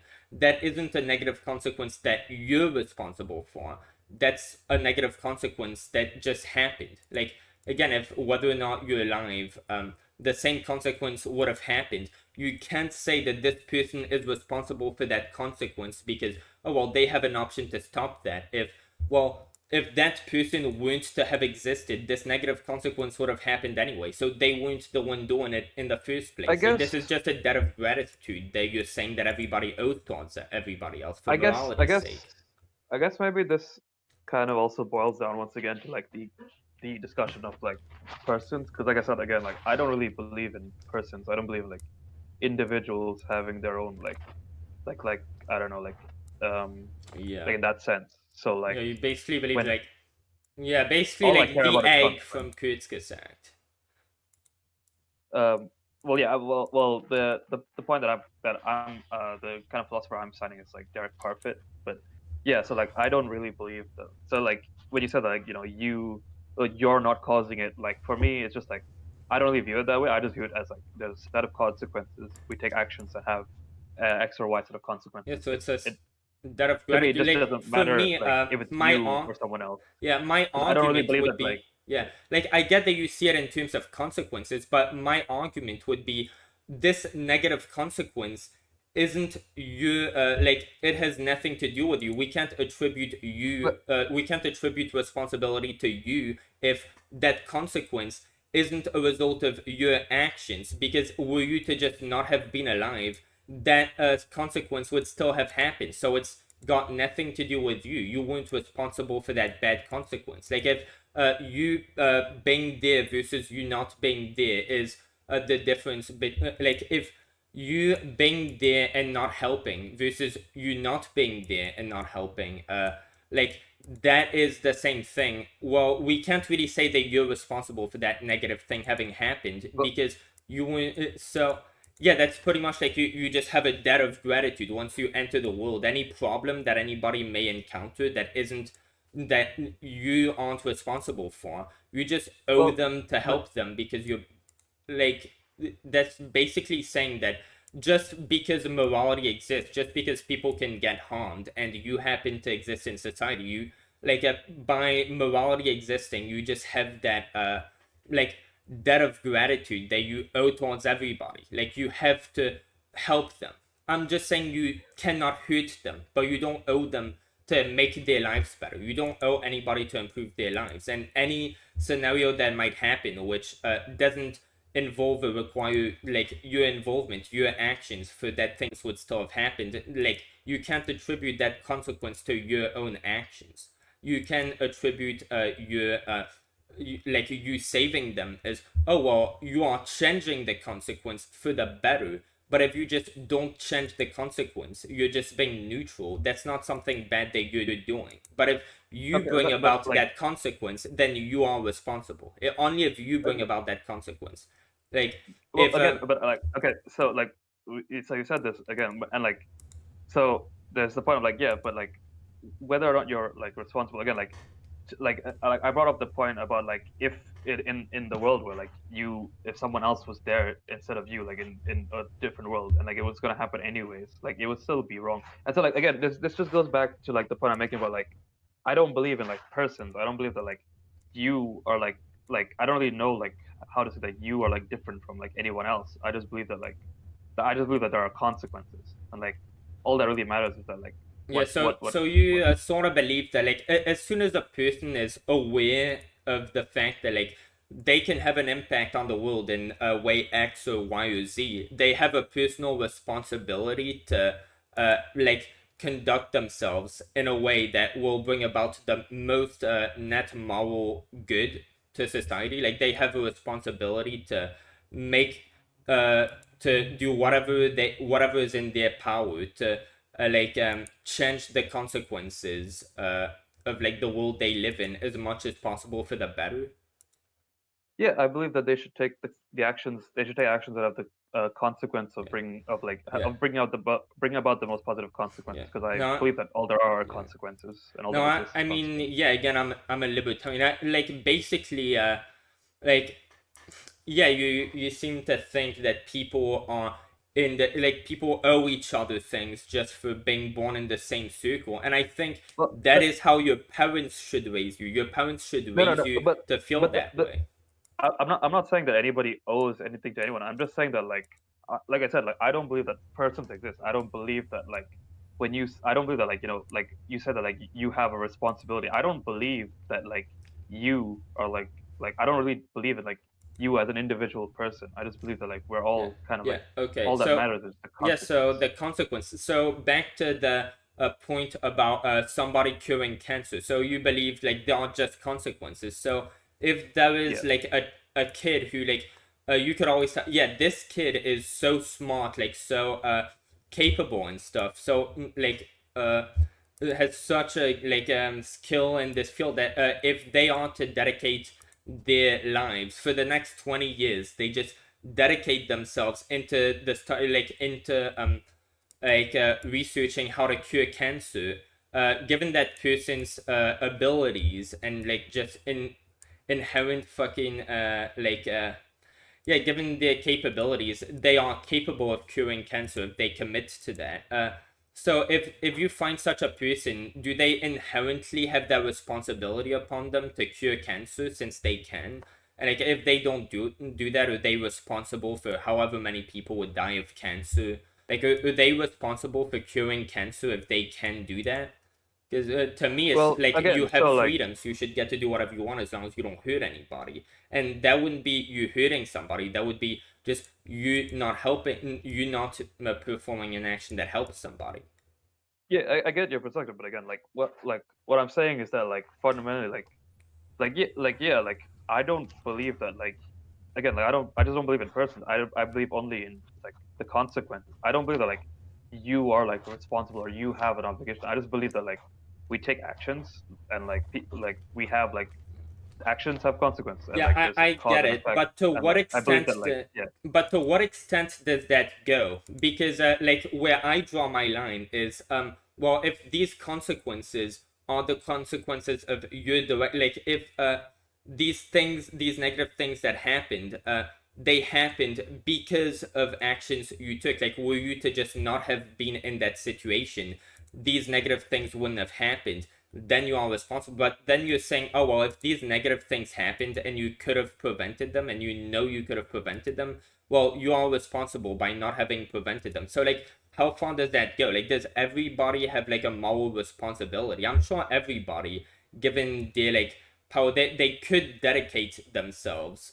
to good causes and they could help a lot. So if somebody like does that mean like if the most well-being promoting career that you could take, for example, would be I don't know, you're very genetically good at say defending people. If you don't take a career that would allow you to save as many people as possible, and you instead choose to do something that you personally enjoy more, that you have a passion in, but that won't save as many people, are you like pretty much like murdering all the people who you could be saving, given Well, I mean like so if, assuming that we know for a fact that like if you don't take this career then like you're gonna lead then like more people are gonna end up dead. I would say that yeah you're taking an action that has the consequence of people dying but of more but people the dying. the point with that is everybody they could if anybody dedicated their entire lives to the cause of well-being, promoting well-being, their lives would change dramatically. Anybody, if you decide, like you're just the average middle-class person, you have a bathroom, you could just house a homeless person. You could, but anybody. That my point is, the way that people live their lives to try and make themselves as happy as possible, primarily, I guess. The way that they would have to live their lives in order to to make the most, to maximize well-being as much as they can, given how much they can maximize well-being. They would have to pretty much like just throw away all of their ambitions. So just like if you donated like putting like 50%, that's a reasonable amount. You could still live, right? If you make let's say you make $5,000 a month, like my mother makes $2,000 a month. If you make $5,000 a month, you could be donating at least like 3,000 of those dollars to some cause, and like you have a lot of there's a lot of room you could go before you're like straight up dead or something. uh like you have the possibility, given like the resources an average person has, to just dedicate your life to saving a bunch of people's lives. Anybody has that. Anybody has enough money to where if they just I don't know, they put every bit of their income that they don't absolutely need to survive towards a greater cause, a cause that promotes well-being. Well, if they did that, there would be a lot more well-being in the world. So, like all of the well-being that you could be promoting but aren't, with any bit of extra income that you're choosing to put into your own personal pleasure instead of maximizing the well-being. Like, is all of that, like, are you responsible for all of the well-being that you're not helping? Like, do you have a moral responsibility to pretty much dedicate your life to doing everything you can to help people instead of like helping yourself, or like making the best that you can out of your own life? Like, do you have a moral responsibility to, instead of trying to make the best out of your own life, enjoy it as much as possible, just help people as much as you can, because well, those are the consequences. Do you have that responsibility? Well, yeah, I mean, I think I've already kind of answered this question. Like, yeah, like I think that, like I said, like I think that there all that exists are consequences, Yeah. and I think that like But that we goes on a the slippery only thing, slope. Yeah. My point is yeah, that I think yeah, that that goes on yeah. a slippery slope. Like for people to be moral under your like under the system you're proposing, pretty much everybody would have to dramatically change their lives and just give up on pretty much everything that makes them happy, because like any I don't know, any activity that people tend to indulge in that like gives their life meaning or makes their life more enjoyable, they could be dedicating, they would have the capability of like dedicating that time that they use for personal pleasure instead towards just maximizing the well-being of people, just donating it. I don't think So that's necessarily how far true. does that go? Does everybody have a responsibility of just throwing every bit of personal enjoyment they have, because if they do it, it maximize well-being more? Like, No, is I are don't think people that's necessarily true responsible? at all. Like I think that there's like I think that like you have as a person, like I think people have the more potential to maximize like consequences or well-being if they are in a state where they're like someone who is miserable probably doesn't have as much Yeah, capacity to maximize well-being because they're probably going to be yeah, that's less motivated, less interested, yeah, and that's a fair like point. like But yeah. So I think that like a part there is a part of you that should have like some yeah, enjoyment yeah, to be able to maximize yeah, and well-being. it seems like since you don't believe in the concept of a self or like individuals being like different in that way, you sort of think like just like you would owe yourself like I don't know, most people, they will, seems this is really going down to like around you, like as much of a better life as you can offer them, given your given the resources you have. So like that means that given that you're alive, since morality exists, you're pretty much like forced to be a missionary to maximize well-being as much as you are capable of given your resources. I don't think that you owe society, once you're born within it, after being a missionary, to maximize well-being as much as possible, because if you do anything else, well, you're responsible for all the well-being that you're not maximizing. Like that's basically what I'm saying. That's a slippery slope. You're saying you have to like be this crusader for well-being and all the well-being people. I just don't think that you owe the world to go on this crusade of maximizing well-being as much as possible. I just don't think that you as a person owe the world any of that. I think it's a good thing to do. Your parents should raise you to try being that way as much as possible, but then the government definitely shouldn't get to enforce that on you. Just do the right thing. You just don't have that responsibility. You're not a slave to anybody else. Yeah.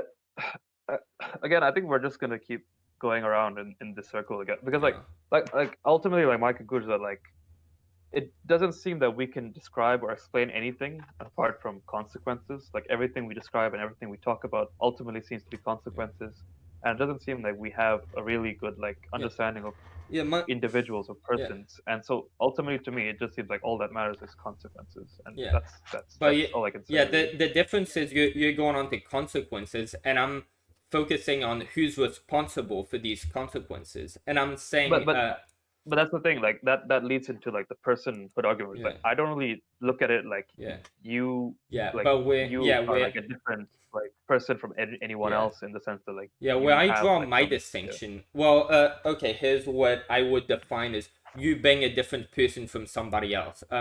If you are the person who is in this specific scenario that you are, well, that is like you're that person. So if somebody, I would say, yeah, consequences definitely are real. That's how we describe, like, this is bad, this consequence is bad. But where I draw the line is, are these consequences, can we attribute these consequences to you, and are you responsible for these consequences? So like if I don't know, somebody just shot up a school in Australia, that's a negative thing. That's wrong that they did that. But I mean, I'm born here. I'm here. I didn't even know that that happened. I obviously have nothing to do with that. I can't be like held responsible for that consequence. Just like somebody who will be born 30 years after that shooting, you can't say, oh well, since this consequence is bad, and that like we don't. Can we really say, oh well, you're the person who shot him?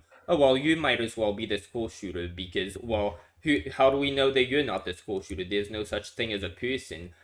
Where I would draw that distinction is, oh well, if you're not responsible for that negative action happening, well, that negative action, it is bad, but it is not your bad action. And in the like, I would say what differentiates that action being a bad thing we can attribute to you is whether or not you were in that situation. Would that negative consequence still have happened? And if like this negative consequence wasn't a product of you being there and actively doing something, so if were you to not have been there, this consequence would still have happened. Yeah, as much as that consequence, we definitely agree that it is bad. We just disagree on who is causing it and who is held responsible. And I would say that how we define you being or not being responsible is, were you to not have been there, would that consequence still have happened? Well, if it would still have happened, well, you're not responsible. Unless you like that consequence was still to have happened, but you being there, like you tried to make it happen even more. Like then that'd be different, but that'd be your action. Like that's the disconnect that we have. That like that consequence, we agree that it's wrong, but I would define whether or not you can be attributed to that negative action with like would it have happened were you to not have been there? That's who should be held responsible. Again, the problem is that like ultimately, like when we break down these words and we break down to like what we mean by like who is responsible and who causes it, seems that eventually we just go down to consequences again, and then it's just like, okay, well like who has the consequence? Like, okay, so here's another example. Like, so you way back in this debate, you agreed that like you know, like government should be able to have be able to force companies to be not impact climate change negatively, right? Yeah. Yeah. Well, the thing is that so a company when they pollute, they when they cause increased global warming, they aren't directly being the one causing the harm onto someone else, right? It's the Yeah, they consequence are. of their action. Yeah, it's a How? consequence of their action. It's not a consequence of someone else's But but action. no, but so when you say their but when I said their action, everybody is taking actions which have consequences. So when you for example like so it's not like the company is going to someone and literally forcing them to inhale I don't know No, but they harmful whether gas, right? yeah, we're not arguing whether or not they're directly causing it. We're arguing Yeah. whether or not it is them that are causing it. Whether or not whether it's direct or indirect doesn't matter. Whether it's them or it's not them is what matters. So But that's the thing. Then it just comes down to so they could have taken an action that has the consequence of either either improving the environment or not harming the environment or doing doing something that's environmentally friendly versus doing something that's not environmentally friendly. And it's the same thing with I think everything else. You could take the consequence that would cause harm or would not cause harm like that. It seems to me that everything kind of boils down to that. It's like yeah. yeah, but then again, like we can't really attribute a negative thing to you being responsible for it. If were you not to have been there, this consequence would still have happened. But Like okay, but you just don't owe the world changing the outcome of what it was going to be anyway. but you could argue, but couldn't you argue that for an individual company probably doesn't have much impact on in the way of climate change. They probably But they however much impact they have, they are the ones causing that impact. Like if it was, I don't know, oh well, global warming, it's going to when happen, but you say cause, what do you mean? They're take what do you I mean by mean that? that their direct action, like the choices that they made, are directly leading or indirectly leading to this negative consequence. So were they not to have been there, not to have done what they did, were they to just be put out of the picture, this consequence would still have happened. Well, if these Yeah, industries didn't happen to be there making all this ESG score, well, the Earth wouldn't be warming. So this is a consequence of them because were they not to have not to be polluting, the Earth wouldn't be polluted. So that is their fault. Yeah. but okay, so again, but you're saying that so if they take the action of of being environmentally friendly versus not being environmentally friendly, then that would lead to the consequences of whether or not it harms the environment or not, which would Yeah. then harm people. Yeah, But but I'm just wondering like I just don't understand where the distinction lies the distinction lies fundamentally. where as a product of your choice, this bad thing like you can influence that the outcome of something, but is the outcome of whatever are you the one who brought upon this outcome? Like if you are the one, like if you're capable of influencing it in a positive way, I would say you don't owe anybody anything, just like you don't owe anybody $5 because you're not in debt to anybody. Were you to give somebody $5, they'd appreciate it, but you don't owe them that. Well, if you if that person, oh well, something happened to them, so like they had $20 worth of lunch money, somebody stole it from them, like you have $20 to pay them. Well, you don't owe them these $20 because somebody else stole it from them. If so, like if you are the one who stole it from them, yeah, you owe them that lunch money since you're the one who stole it from them. I mean, yeah, but again, it's because you've taken this action that has the consequence of removing money from them, like the money that we would declare would belong to them, kind of socially or whatever. Um, but yeah, but I don't know. Again, I think we're just gonna keep going back and forth, just boiling it down to consequence versus. I don't know. I just can't really see any like way out of this that doesn't just like Yeah, I ultimately boil just down to don't see how consequence. it's the consequence of your action. If were you to not have been there, this negative thing would have happened anyway. Like that's a negative consequence, but you're not the one doing that. You could bring about a better consequence, but I don't think But that you owe the world any better consequences. You just owe them not to bring about any negative consequence. But but you're but not the but one bringing that about. If were but you when you to not say have been. but when you say like if the world wouldn't be any different whether you're here or not, like I could just as easily come up with an example. Like if you if you're like a company that like is like like like polluting, like it's probably the case that like if you didn't exist there'll probably be another company that would have taken your Yeah, place and done the yeah, exact that same would thing. be doing your And negative like action that, for you. but sure, but then like if we're talking about just like overall like what change happens in the world, like Yeah. fundamentally nothing, right? It's just like Yeah, what change it's happened? the same Nothing. outcome. Yeah, I mean, I agree, it's the same outcome, but you are the one doing it. That's the difference. If, oh, well, Sure, yeah, but like somebody else would be doing this negative thing. It's like, yeah, that's just like saying, I don't know, well, if like crime type of thing. If you were to not have uh, stolen this thing, somebody else would have stolen it. But if you steal it, like you're the one who stole it, versus saying, "Oh well, if you know, like if you don't prevent this person from stealing something, you might as well have stolen it." Like that's very different. Like don't you understand that? To No, no. like where So I'm coming from? I understand. So like, I think maybe this is like because like I understand like descriptively. There's a difference, obviously. Like there's a difference in the sense that like obviously you're like when we define the word steal, we mean it to be like taking. And so obviously like one person is doing the taking. But like in terms of morally, when we just boil it down to like, so everything is just like a consequence, right? So it's like what is happening is that Yeah. you are also taking by your action taking an action that has the consequence of that thing Yeah.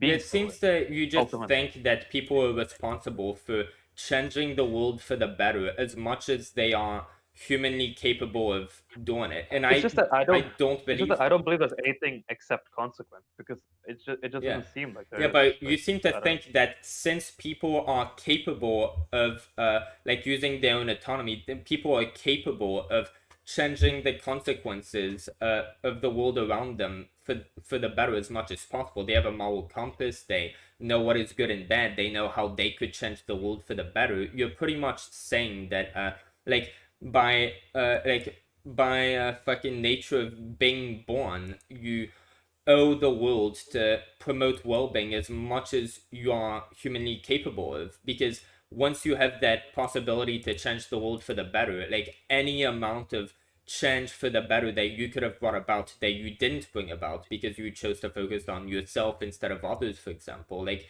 you are responsible for that. I don't think that like that's a fair assessment to make. Like you aren't responsible for making the world a better place. You're just responsible for not making it a worse place. Well, yeah. I mean, I don't know. Again, like this is just going to come down to like I guess just like the fundamental axiom of like I don't believe that like so like when you say you point to this person like you're responsible, you're not responsible. I don't like again like I just don't believe that like this concept of like a person that's like defined like Yeah.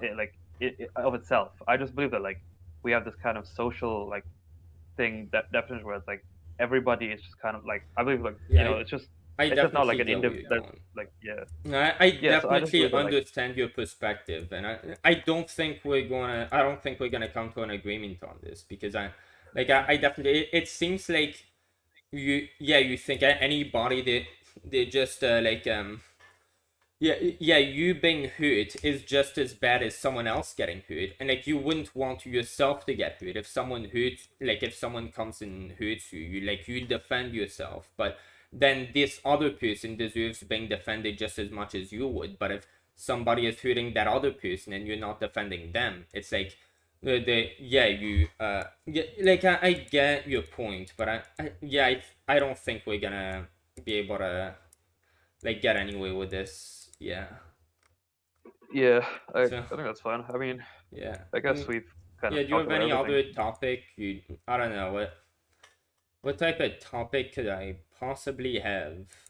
I don't really know. Oh, what on earth is all this? Well, I'm like at a I'm like left wing on pretty much every position. So if you have anything else Oh that no, you'd like to, I don't know. I'm a right winger. I'm a Republican, so no, we probably Uh, disagree on a lot of things, but yeah. yeah, I don't really know. I'm guessing you're against the death penalty. I'm pro death penalty. Yeah, I am. I guess like I mean, I don't have like a super strong position because I haven't Yeah, researched it that much. But like, I yeah, generally am not really in favor, I guess. yeah. Yeah, do you want to debate anything else? I don't really know. I am. Yeah. Uh, I mean, I guess this debate has gone on long enough. I don't know Yeah. if Okay. I Well. mean, yeah, Yeah. if you ever want to have another discussion about anything, I'm down always. Okay, So for yeah, sure. Well, thanks for coming and like thanks for everything and oh yeah, yeah. peace I guess. You too. Have a nice day. See ya. Poots.